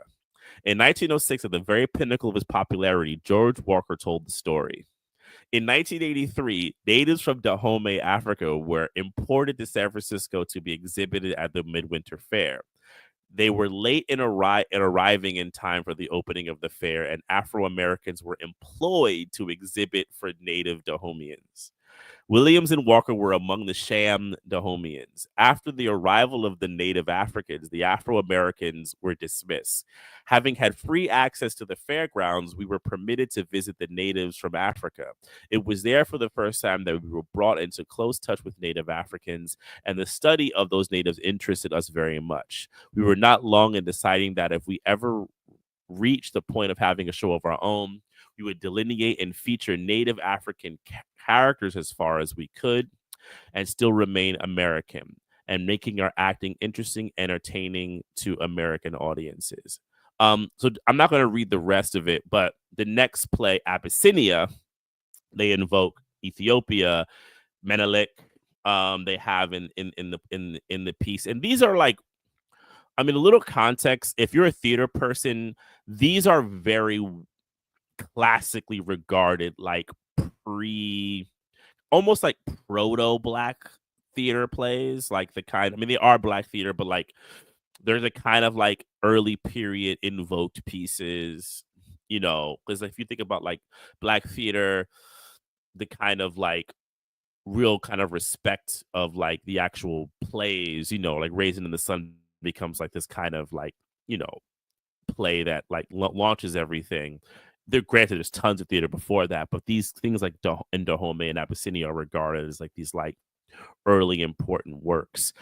One of the things that struck to me though was definitely this class interest in Africa as a place of empire, the king and queen thing, right? Which you see in Abyssinia is very much the kind of class aspirational stuff that, you know, is in a lot of conversation now amongst the creations of black cultural products in theater and film. And so it makes, you know, it reminds me that it's a lot longer. That, you know, the Africans of Abyssinia were depicted as representatives of an ancient and praiseworthy culture, and Americans were the target of humor. That is the interesting part about the plays, though. There is this, I do think, a much more sophisticated approach towards commenting on America than you see now. Now it's just, look at me, we were kings and queens just like everybody else. You know, back then there was a process, though I still do see a complication though in those works though. Yeah, appreciated. And I mean, I think Robinson does too to some Same. extent. You know, but he does he does talk about how important Ethiopia becomes in Black consciousness, and you know why then there's like so much support. He talks about the rise of the term Ethiopianism, um, uh, why there's so much support and defense of Ethiopia too against like the Italian invasion, and you know, and so on. And he says as an almost intolerable contradiction to white supremacy and imperialism, it was not surprising that even Ethiopia's membership in the League of Nations was that not even their membership in the League of Nations was sufficient to save its independence following the Italian invasion of 1935. But even more significantly embedded in Black American culture was the notion that Ethiopia represented the Black or the African homeland. As that symbol of home and liberation, Ethiopia had been invoked in Black spirituals from the slave period and afterwards in the independent Black church movement, giving rise to the term Ethiopianism. And so, yeah, I mean, this is it's true, you know, I mean, I know a lot of people from Ethiopia who don't get this actually within Black American, like why, because Ethiopia has its own like kind of internal imperialistic histories within Africa. And you know, there's a lot of complications based upon the identity of the kind of ethnic identity of Ethiopians, that problematize this kind of vision that they have in the Black diaspora, particularly in the United States. but I don't think that. I mean, so it's interesting because I think on some level you can see some of where that comes from, like the Black nationalist and Pan Africanist, um, support for Ethiopia. Um, but yeah, it is. And I know that wasn't the point necessarily you're talking about. You're talking about more of this, like, this need to go to emperors and kings and queens and these representations within Africa. I did find it really interesting, that point about the fact that they actually met a bunch of Africans from Dahomey at the because they were portraying them in the thing because they were late to arrive, basically, which is wild. Yeah, that is wild. No, but I actually do think your point is connected because I mean, this is like this would go super left, but there is a lot to be said about the idea of Ethiopia, cradle of civilization, and I'm putting these in quotations: Christianity, the Abrahamic religions, and this thing. Because I remember when I was a kid, I knew some people who were kind of still on that tip. I think probably by the 80s, it lost its grip because of a lot of like events that happened. But like I definitely knew people who had that and who had that kind of still that grip. But I do think there's a connection because of this cradle of civilization, which then I think became again big in the 80s. Once Black Power died, you go into this, well, we are the original people, Black people stuff, and that becomes kind of the things that we honed off. We're the original peoples, Ethiopia, stuff like that. So it gets very, and I agree with you. When I finally met people from Ethiopia and I became friends, I would have these really interesting conversations, and they would ask me like, "What is this thing?" And I'd be like, "Oh, I can't tell you, bro. I actually don't know. I didn't grow up that way, but like it's interesting." And they had a lot of confusion. So yeah, it is very interesting. And I appreciate Robinson giving some context to these plays. So he goes into like some of the other performers. He brings in this woman, Ada Overton Walker, who like, and he kind of like begins to talk about people who had like really significant things. Talks about another guy, Sam Lucas, earlier. I won't really go to him, who was a really important theater person. But like, this woman like Ada Overton, right, like she was a central agent, right, in the first national dance craze, which involved the transfer of Black dance and ragtime into American popular culture. And there's a lot of like quotations of just her real, but then he has this great line that he quotes: by promoting cakewalking, grace, and grandiloquence, Walker used her choreography as a letter of entry into the social elite. Walker exploited this even further, refashioning the dance to suit the necessities of the new American elite based on acquired wealth rather than birth. So he's kind of like talking about the new opportunities that are asserting certain Americans, not based on royal legacy, but on money and capital accumulation. She was like the first, yeah, like she was in one of in Salome. She did a lot of like really interesting things. She died very young of a kidney ailment. And it's but like she was the stuff on her is very interesting. And Yeah, then he uses you go ahead. he also goes into George Walker, Yeah. as well as who's the other key, Bert Williams, who Yeah. again I referenced earlier with reference to in Dahomey, but like also I'll just say Hanif Abdurraqib has a really great discussion of Bert Williams in A Little Devil in America too. But yeah, like all of these people die really young. I can't. Bert Williams, I feel, was he the one who died on stage? I can't remember that now. I can't remember But that either, actually. Robinson doesn't talk about that. But Walker, Yeah, he dies of syphilis in 1911. Ada Overton Walker, who marries him, she's first Ada Overton, dies 3 years later at 34 with a kidney ailment. So yeah, um, and then from there he goes into this rise of Black dramatic theater, which is kind of the Yeah. a very important thing for him within this period. Yeah.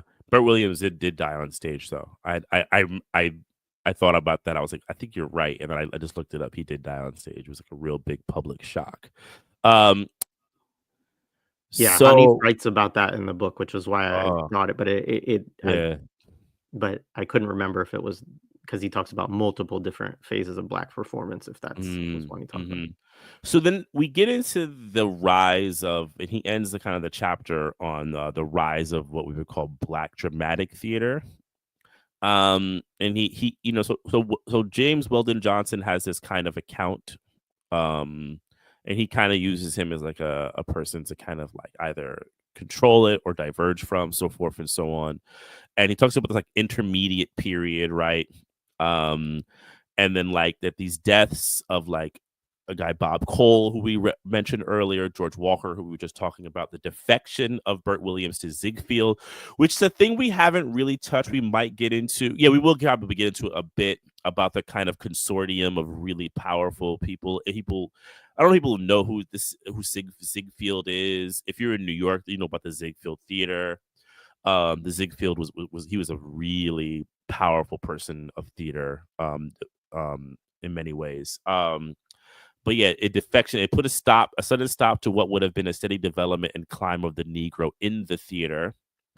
And 50 years later, Henry Sampson substantially concurred, at least with Johnson's juxtapositions and interpretations. After the deaths of Bob Cole, Ernest Hogan, and George Walker, Black shows were usually absent from Broadway between 1911 and 1920. Um, and then like Robinson kind of gets into like Johnson, he's like once it kind of invokes like is Johnson being truthful, kind of gives you a little bit of a mystery, Yeah, he says an imagination hedged by integrationism too, as well as a yeah, tendency to exaggerate the importance of his own professional circle. I mean, yeah, there are spurious presumptions here and decidedly ahistorical and unflattering. So he goes into Johnson a little bit in this he does. stretch, Yeah, and just sort of suggesting that like there's stuff going on with Johnson's personal life that he can't see, what's yeah. really going on in this period, And some and of yeah. yeah. And some of the examples he says like there was like a lot of Black writers and performers, right, and choreographers. Yeah, I'll just read this. The most obvious, is, of course, is that the quantity of talented Black writers, performers, and choreographers was so limited that the subtraction of 3 or 4 men would grievously injure the enterprise. The second is that Black women could be entirely evacuated from the field of agency. Third is the cultural vitality in the nation was limited to the race patrol and capital intensive stages of New York City, right?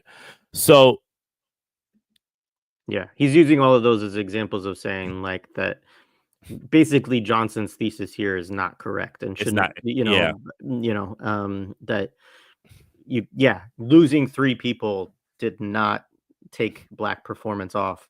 But he's off. also then using it to show that there's a rise in this period of Black dramatic theater, right? And so Mm-hmm. then that um basically what Robinson's saying is actually there's really cool stuff going on in this period and it shouldn't be washed over in this Yeah, idea that like there's this big gap in Black performance that happens. yeah. So the next thing, one of the things he does is he starts like Robinson starts going into the how the 1910s. He invokes like the social volatility of the period, right? Like I'll read a little bit here. Like the United States was one magnet for many of them. The North American industrialists and capitalists pursuing the convenience of combining imperialism, colonialism, and the monopolies pushed the state into far-flung colonialism in the Pacific and Caribbean and Central America.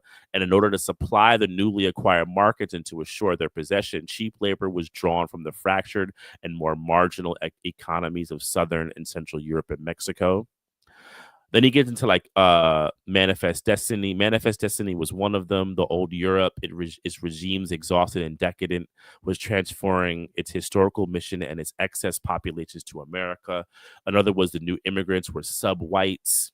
They were intellectually and morally limited, fit for and accustomed to the hardest and most grueling labor, and incapable of the strenuous cultural task of assimilation. They would be socially tolerable only if segregated in the cities and industrial suburbs and robustly patrolled.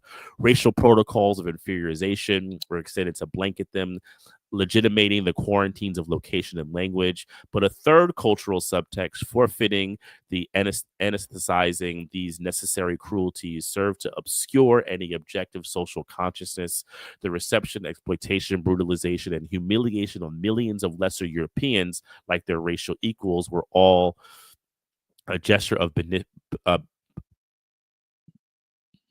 beneficent generosity. Give me your tire, ... So, but then he says, you can't mask these myths forever, right? He said, yeah, and so disruptions of the social, cultural, and ideological texts were the rule. So I what I quite like about it is he's showing that there is this kind of real, calamity within the U.S. And I guess I would take it he's criticizing Johnson for not recognizing that, though maybe to Johnson's defense, he's in the middle of it. So Yeah. it's hard. It might be hard to see. Maybe Robinson has the benefit of being separated from the period, right? Yeah. It's interesting too because he calls him out for wanting to be an integrationist. So I think part of what Robinson also is saying here is like, yeah, if integration was your goal within these media, like this is not the period for you. But to do but that. there's like but there's a lot of interesting stuff going on, the yeah, and he goes then also to like situate too this interval with the previous stuff he discussed in the last chapter. So Mhm. Jack Johnson as the heavyweight champion, cultural injuries, the 50th anniversary of Lincoln's abolition, the onset of the Wilson presidency and the spate of Jim Crow laws, and then violent racial confrontations in Atlanta and Brownsville in 1906, in Springfield, Illinois in 1908. And then, of course, this sort of he says the second part of the interval was distinguished by America's entry into World War One, and the release of The Birth of a Nation again. So he's like, you know, anyway, like so he's giving a context of all of what is going on and what Johnson is referring to as the interval that there's, yeah. So So then he basically goes into, what Black theater kind of like responded to all of this. Um, and he has a quote from Samson. The year 1910 was one of the most memorable in the history of Black theaters, as many big cities hearkened to demand for exclusive theaters for Blacks. Since the migration was simultaneously long and long distance, significant Black settlements was now characteristic of many of the towns and the cities of these regions. And he gets into like showing like the numbers of like the urban populations and and then how they grew. But and then he talks including about showing, just interestingly on that while there is the Great Migration, that also at the same time Black people are still increasing their population in the South too. So he's showing the development of basically a circuit of places at which Black performers could perform for Black people too. yeah. So then he talks about like the kind of the early structure of the American theater. He talks about the imperial. He calls it the imperious structure, right? Dominated by the theater syndicate, in quotations, the trust. Charles Frohman, Al Heyman, Abe Erlinger, Mark Claude, Samuel Nixon, and J. Frederick Zimmerman was hardly in the position to either make note of the challenge of the Black theater circuit or make note of or challenge the Black theater circuit.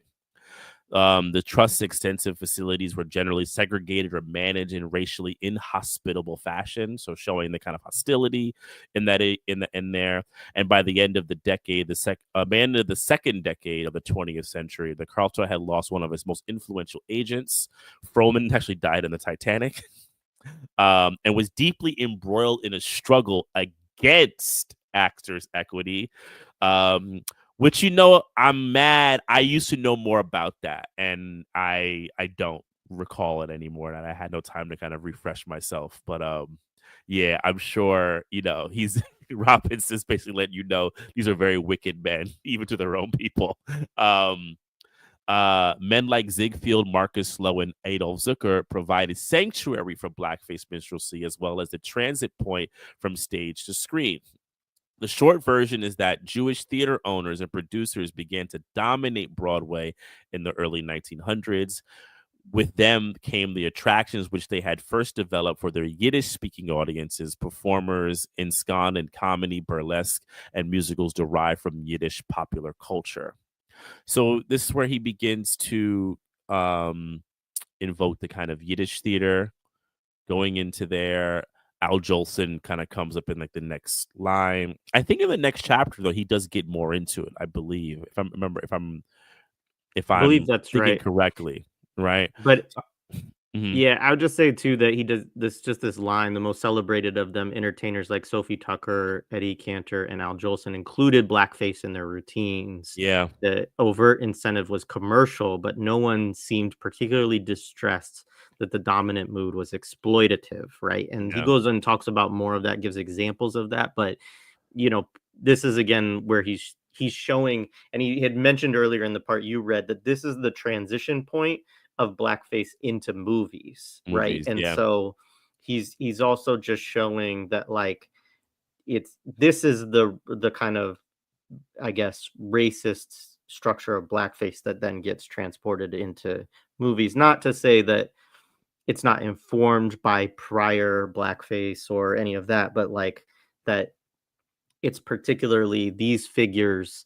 And he does note that neither Cantor nor Al Jolson nor George Jessel evoked any true identification with blacks, so it is reasonable to import a kind of mean ridicule to their performances, right? hmm And so that's the other piece that I thought was kind of important to point out there. yeah. Like he has this wild part about Ziegfeld Follies in there about the show. That's like really, really informative about some of like it's getting dark on old Broadway, which you can only imagine the amount of racism that will sit in there. So then, I mean, he says more about that type of stuff. But what I then got really interested in is Robinson begins a kind of historiography of like black dramatists, right? So he talks about kind of like, black dramatists, they had appeared on stage as early as says like the 1820s. Yeah, though Which I found popular, really interesting and which I didn't found know I did necessarily. not Yeah. know. I did not know. Like you're right. Though popular with some audiences, the African Grove Players, though I have heard of the African Grove Players, I think I dated them later. I just couldn't imagine, that. But though popular with some audiences, the African Grove Players were frustrated by police harassment and increasing public intolerance for anything other than black caricatures. It would take another 90 years before black performers undertook a second major initiative in serious theater. So basically, I mean, Robbins is letting us know they were pretty much told no, and with force and violence to be able to do those type of things, right? Um, they had like stock companies in like the 1890s. Pekin Players Stock Company. He names a bunch of them, and a lot of the figures who were in it. But then also like, and then he brings in William Foster, the acting manager who generally credited as the first black filmmaker, the railroad porter in 1912. He starts bringing in some of these really important figures, and then he goes into the New York Players, um, and he kind of cites them as like a really important company. The purpose of the company clearly articulated by Cook, um, was to aid in the development and perfection of Black musical and dramatic talent, to produce plays that provided real pictures of Negro life, both of city and plantation, and aimed at encouraging the development of Black playwrights as well as Black actors. He goes into a lot of like the different performers who went in there. I mean, Burt Williams, Ada Walker, and George Walker were in the company very early on. They had got their starts there. It was a push and pull though, because there was definitely some criticism, right? Like the company gave its first performance in 1915 at the New Lincoln Theater in New York. Initially, the company was made up almost entirely of light complexion performers. The notable exception was Wilson. And stage plays adapted from Broadway, which featured white characters, quotations, responding to criticism that the company had ignored the social reality of Negro life. It is in its productions, the company offered a prize for Black playwrights in 1916. And then they renamed themselves to the Lafayette Players, which is something that I definitely know about the Lafayette Players, partly because of the new Lafayette Theater of the 60s during the Black Arts Movement, which was a very important happening. And I did know they were invoking the Lafayette Players with that. And he gets into a lot of that stuff. Yeah, without a hint of irony and the total absence of parody, innocent or mean-spirited Black performances were now recreating European or Euro-American culture on the stage. So that was interesting, right? Because they would do like Sherlock Holmes and Charlie's Aunt. They were doing kind of plays that were in this kind of European milieu. The impact of the Lafayette Players was immediate. James Weldon Johnson, for one, was ecstatic. So he loved this, right? This was like, yeah, with the establishment of the Negro Theater in Harlem, colored performers in New York experienced for the first time release from the restraining fears of what white audiences would stand for. For the first time, they felt free to do on stage whatever they were able to do.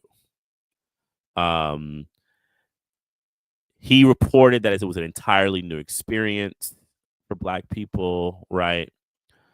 And they had Lafayette Players come. I think they expanded pretty far. I think from Chicago to DC, Philly, and Baltimore. Yep. And perform at the Garden Theater too at Madison Square Garden. Yeah, and that this becomes a defining event. And he talks about these three plays that they stage. And these ones too, these are ones where he talks about really like kind of some subversion within them. And then So go ahead. This is a quote he has from a guy named or a person named Torrance. It says there had been no serious racial drama. There were no actors with experience of it. The men and women who had professional training had only been in minstrel or meaning pickaninny shows, or they had been with an Uncle Tom's Cabin troupe. So again, like just contextualizing too of this as like a real break in this period. Like even though Robinson cited this early history of Black drama, that like it's a new experience for the actors and for the audiences. And to give a little bit of context, like, you know, we also have to remember this is like pre where you could go to college for everything. This is how actors became actors. You joined a troupe. You became an apprentice. You joined a troupe. You were in the chorus for a while. Then you'd get like a supporting role. If people liked you, you would then get bumped up and maybe you become a star. Or you become part of the regular ensemble, or you get optioned with someone else. So this is like Black performers trying to create their own kind of circuit, which like I wonder if that's part of Robinson's integrationist critique of James Weldon Johnson to a certain degree. Part of it, not totally. Like, did he feel like Johnson was celebrating it because they were mirroring the structures of the other side. I'm curious. I don't know. That's Yeah, I don't know either. that could be It part of does it does talk about, so a couple of the accounts of the event. So one, it does talk about this play, The Writer of Dreams, which he says is a comedy remarkably like Lorraine Hansberry's much later drama Raisin in the Sun. The play pitted a frugal laundry woman saving her money to purchase their home against her husband, a jovial and irresponsible musician who had spent her savings to invest in a fraudulent business venture.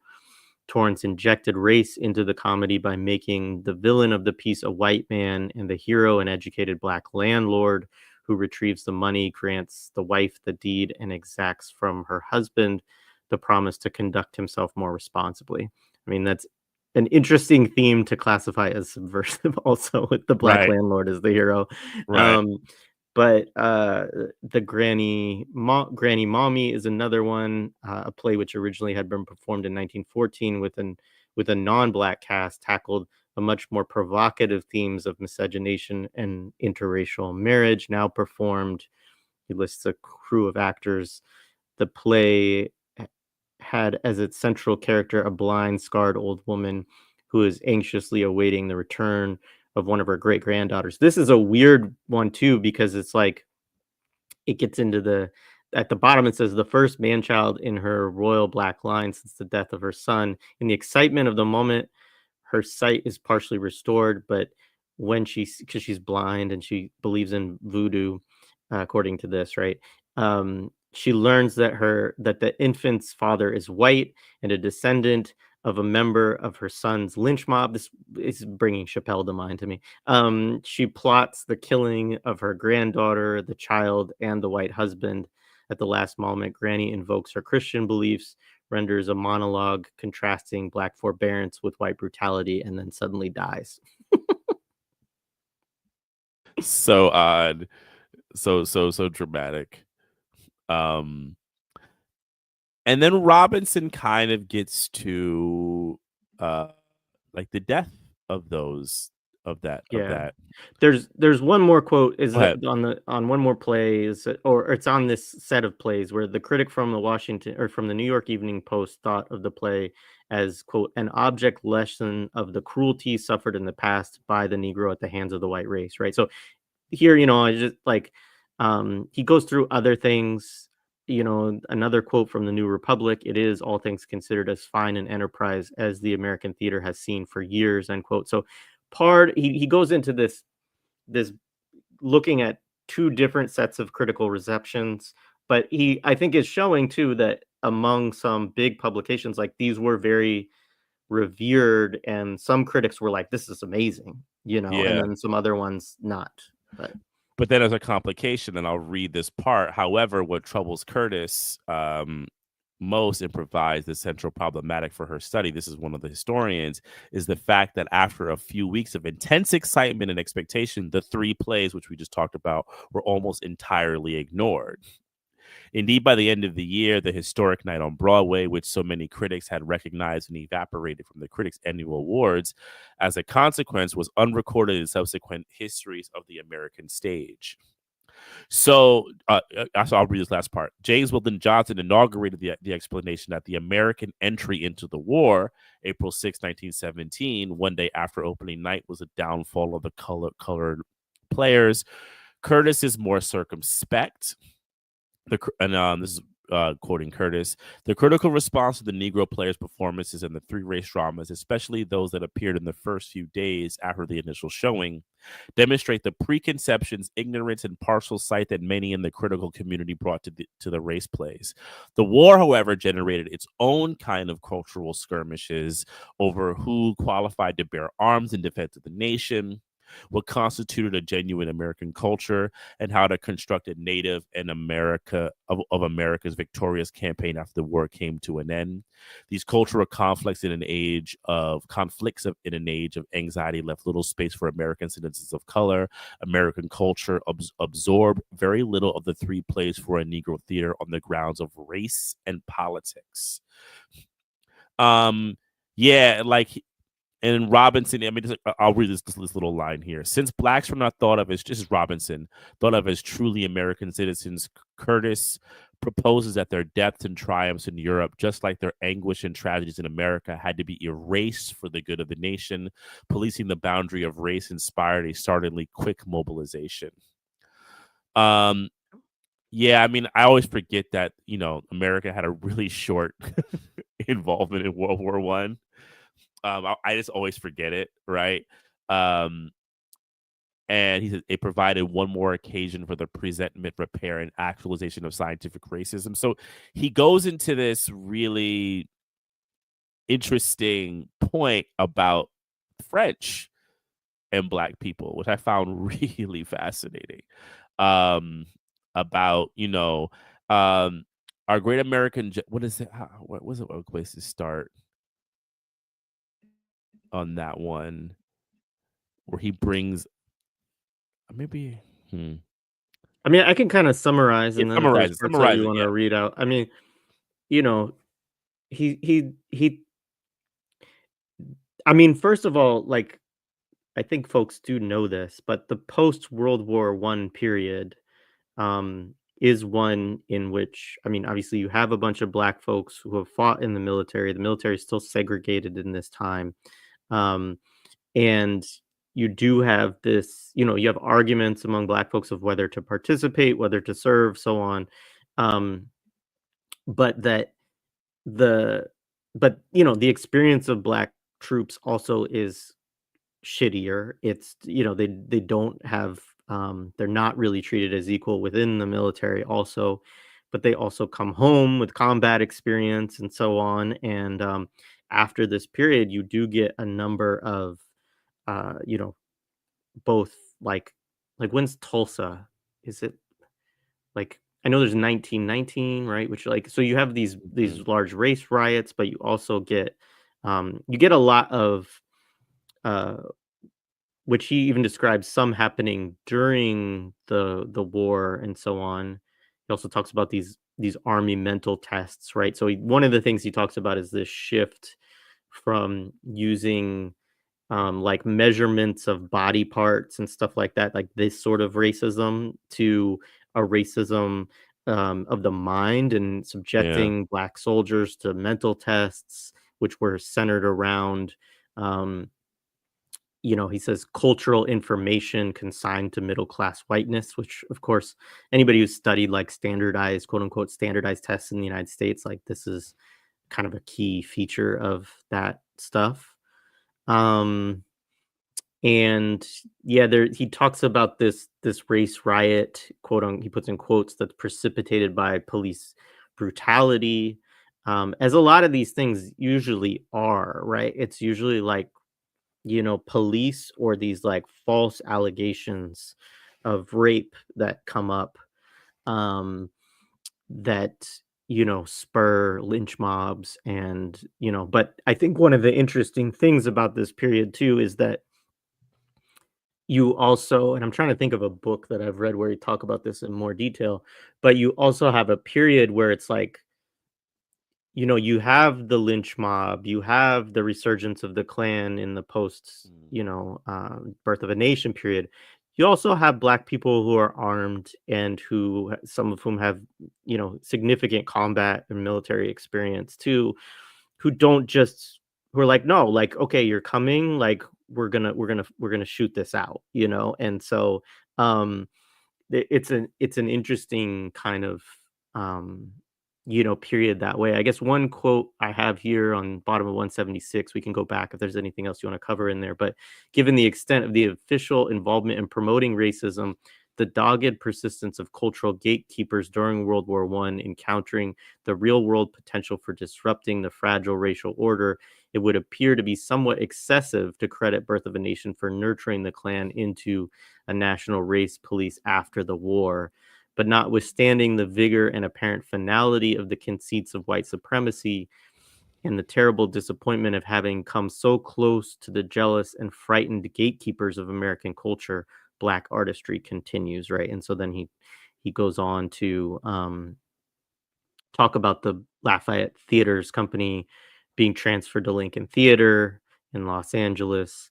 And then he cites some other important companies that arise and some more art that gets made. And this is more in the 1920s, though, right? So, Yeah. like, it's like kind of this period of real unrests, during and following World War One. Yeah. Yeah, just to add one thing, the thing I was trying to gather was this thing where so they had deployed a bunch of black combat troops to the French military. And like, because of the racism, they made a manual of how they were supposed to like conduct themselves, right? And it says what is this granting the protocols of military courtesy, still we must prevent any pronounced degree of intimacy between French officers and black officers. Any public expression of intimacy by white women towards black men were to be discouraged, right?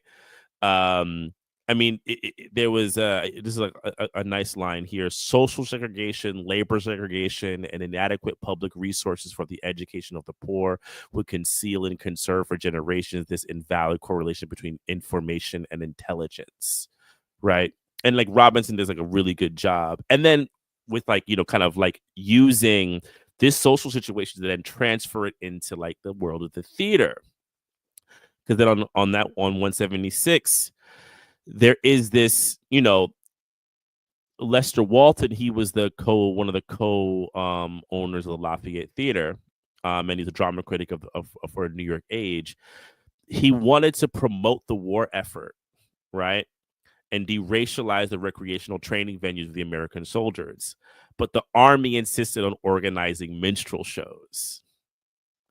So I think it's kind of going back to kind of what Robinson talked about at the beginning of the chapter, like that like the minstrel just kind of gets reushered in this like time of like racial calamity, right? So like this kind of progress that had been made. No, we want the minstrel thing back, which then connects to your thing about Birth of a Nation, right? And then he goes into like the Lafayette Players again, and like by 28, the original company, they had changed hands several times. They went to LA at the Lincoln Theater, which I never knew that. Meanwhile, in 1922, a second important dramatic company, Ethiopian Art Theater, was inaugurated in Chicago. Then he has a bunch of other like companies under the direction of Raymond O'Neill, an Irish American. Yeah. I missed that. I missed that part. Okay, yeah, right. And then he said, he talks about serious black theater persisted in various forms and like far beyond New York and Chicago, and he lists a ton of places. It's funny. One of the companies I think early was Morgan College, and I was like, "Is that Morgan State?" And I actually had to look that up, and it actually was Morgan State. It's Morgan State's old name. Because I was like, "Oh shit!" I actually wondered that. It's an interesting point that he brings up throughout that I hadn't thought about so much too, was the role of what we would call now, historically black colleges and and universities, as like, training grounds also, or like development of their own kind of, troops and so yeah, it's interesting. But which is interesting to me also, and I may do a quick study on this, because I actually think that white colleges didn't adopt those kinds of programs till much later. Like, something like Juilliard wasn't formed till like the 60s or the 50s, right? At least for theater. I think music it had been there longer. But I'm actually curious, like when was something like Yale Drama actually founded? And it was something that kind of like hit my head when I saw like how early those things went to. But it would make sense because the HBCUs was an institution that had some kind of endowment, and they could actually hold these things, while white people had a variety of places, right? And then he gets into like a kind of like all the 40s of all the dramatists. He brings in like Langston Hughes' Mulatto, which is a great play. There's an interesting history about it on its own. He doesn't talk about it here, but it has an interesting. Yeah, he brings in the Morgan College Players, right? Virginia State, Virginia Union, Shaw, all these, and he talks about the kind of things that they were into and not into. Um, and then he has this kind of final thing about James Weldon Johnson that I'll read. And yeah, this is pretty Yeah. much. So he says James Weldon Johnson, of course, had been naive to believe that what was happening on the American stage before the war or even afterwards would profoundly alter the manipulations of race in American popular culture. Moreover, writing at the onset of the Great Depression, he could not have understood how devastating the economic and political impact of that event would be on Black performers in the Black theater circuits. Nevertheless, by the year Black Manhattan was published, 1930, the Black theater circuits had all but vanished. In their stead, inundating the rupture, the stereotyped traditions, quotations, were reinstalled through the mediums of film and stage. Urbane and literate, Johnson was also ill-prepared to reckon on the consequences of the cinema on public or mass entertainment. For certain, a Black independent film movement drawing on the talent encased in the melodramatic genre of Black dramatic theater had sought to counter Black representations in the dominant movie picture industry. The contest, however, was hardly a fair match. The downtown audiences of America's cities and towns would seldom see these films. The film producing industries were segregated, film distribution was segregated, film exhibitions were segregated, and film audiences were segregated. The notion of separate but equal is never applicable to the motion picture business. It's no more relevant in this instance than anywhere else in American society. So it feels like Robinson is setting you up to how the signifiers of the past and things like that would then go into film. But film had a particular issue. I find that interesting, and he's fundamentally correct that everything about film has always been deeply segregated in a way, and it has a different peculiarity than theater, which it does. I mean, one can only, I think, has to think for a second to think about the capital differences between making films and making theater. You have any other points on that? I mean, there's a lot of stuff about like Johnson here that you could say, but I don't know if any other points or thoughts. No, I just think it's, again, like part of his criticism with all of these scholars, right? Johnson among them is sort of always, again, it gets to this kind of interdisciplinarity of Robinson too, of like when you do scholarship and you just look at one thing and you're not spending enough time contextualizing it within all these different things that are going on in society, but also looking at other forms. Like, you really can't talk. How do you talk about theater without thinking about film or vice Right. versa? Like, so yeah, I mean, I see that as well as, contextualizing the scholar or you know, I mean, I would call Weldon Johnson a scholar, although I know he was a lot of things. He's an Yeah. artist, he's an author, but yeah, so it's interesting. And then obviously from here, we do go, the next chapter is chapter 4, Resistance and Imitation in Early Black Cinema. Mm-hmm. He's going to give some early history of Black cinema, but is also going to, really get into Oscar Micheaux a little bit more directly in this. So I actually thought he was going to do that a little bit more this time, but really Same. he was, I think, kind of setting the stage for that Mm-hmm. in the next chapter. So yeah, we'll do that next week. Mm-hmm. We haven't actually set a date yet. I know we got to figure out with our schedules, so we'll do Yeah. that offline Okay. and get back to folks soon.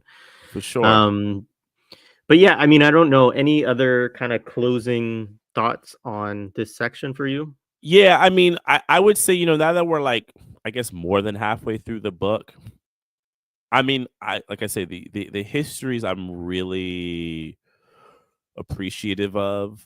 I also am appreciative of um Robinson's approach in this direction of tying cultural production and cultural situations around material happenings and things that are happening. I'm really appreciative of that approach.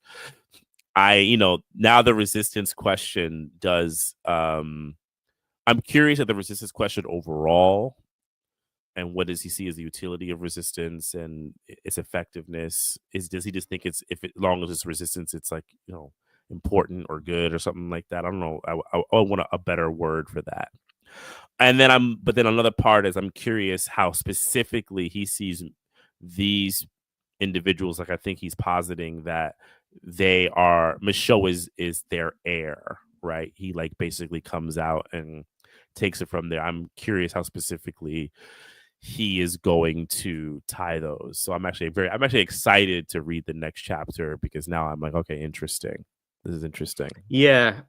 I mean, I think there's a question for me of if you if you pose that the cultural signifier is the thing that can transcend historical periods, then this puts a lot of emphasis, again, as I talked about a little bit last time, in the realm of cultural production as the space that's going to create something that potentially could be revolutionary or um and I just am a little bit, I find that thesis a little bit dubious if that Same. is the case. I think that, I mean, and I think to try to put myself as best I can, which of course I can't, but into Robinson's thinking about this, like part of what the way he does this in Black Marxism, right, is to show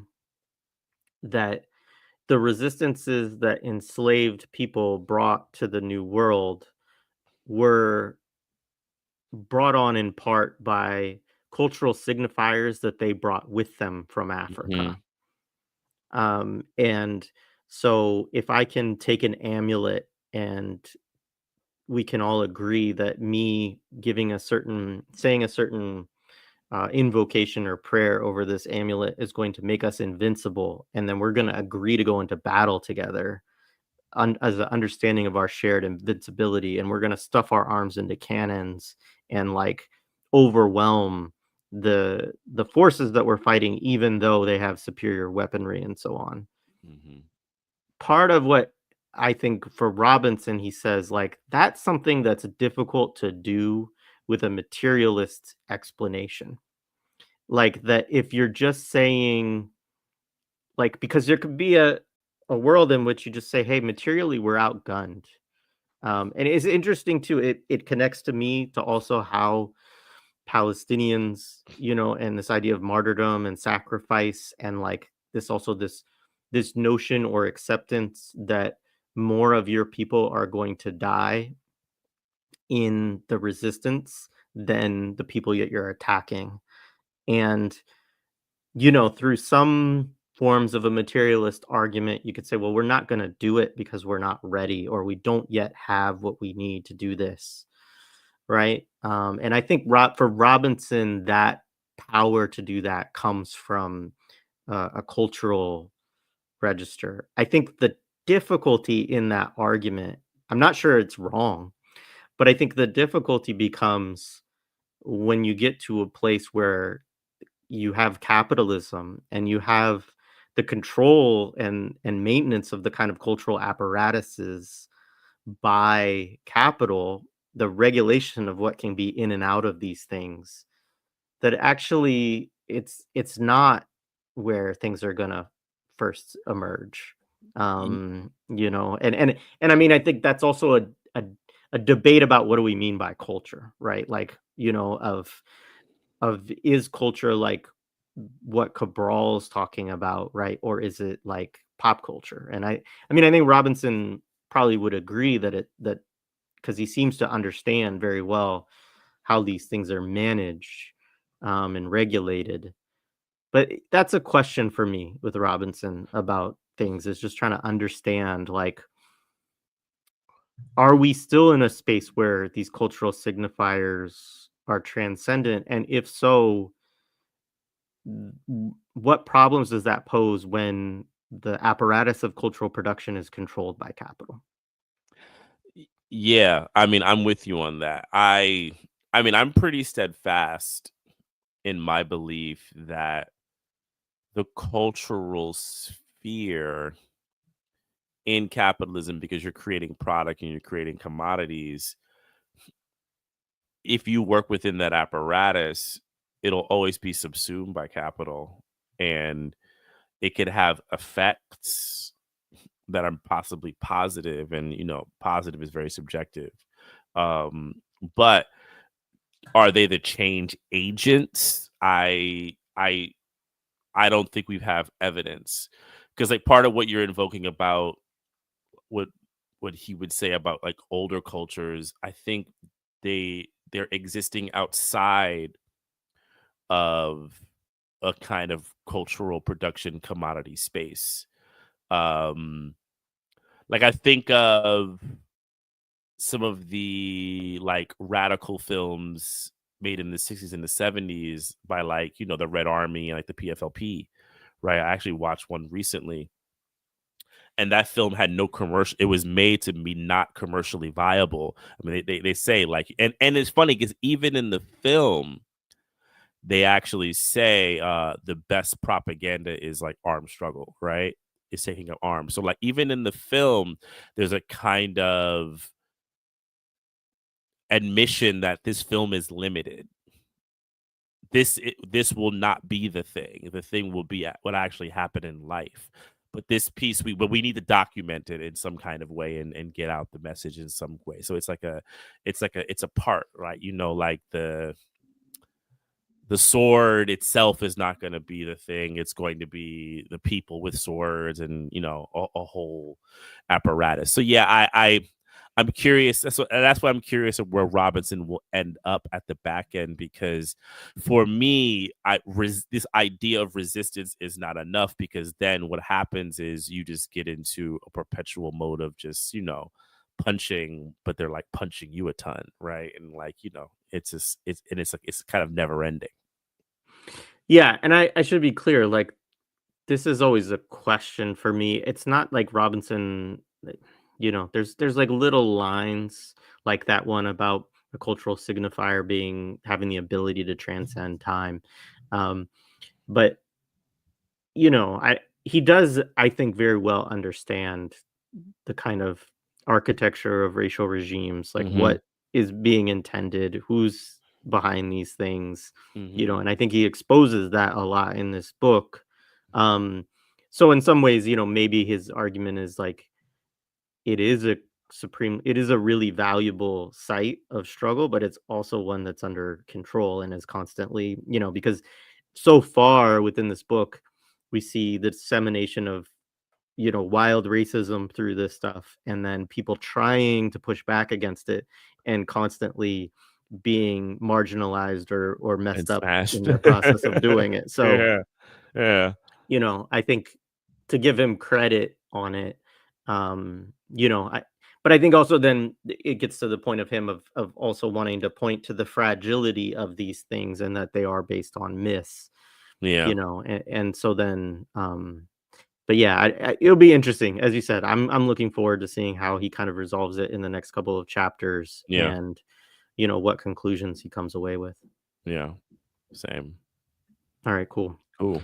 All right, folks, we kept you a little bit past what we said, but Mhm. yeah, if you are still with us, head over to the Electronic Intifada stream today, where they'll talk about the ceasefire. I'm sure it'll be a great episode. And we'll get something together for next week to do Mhm. chapter 4. And I should say there's only 5 chapters, so we just have 2 more to do. And of course they're insanely long. They're like 100 pages each. The So last one's is it the longest? yeah. So all right. All right. Peace, everybody.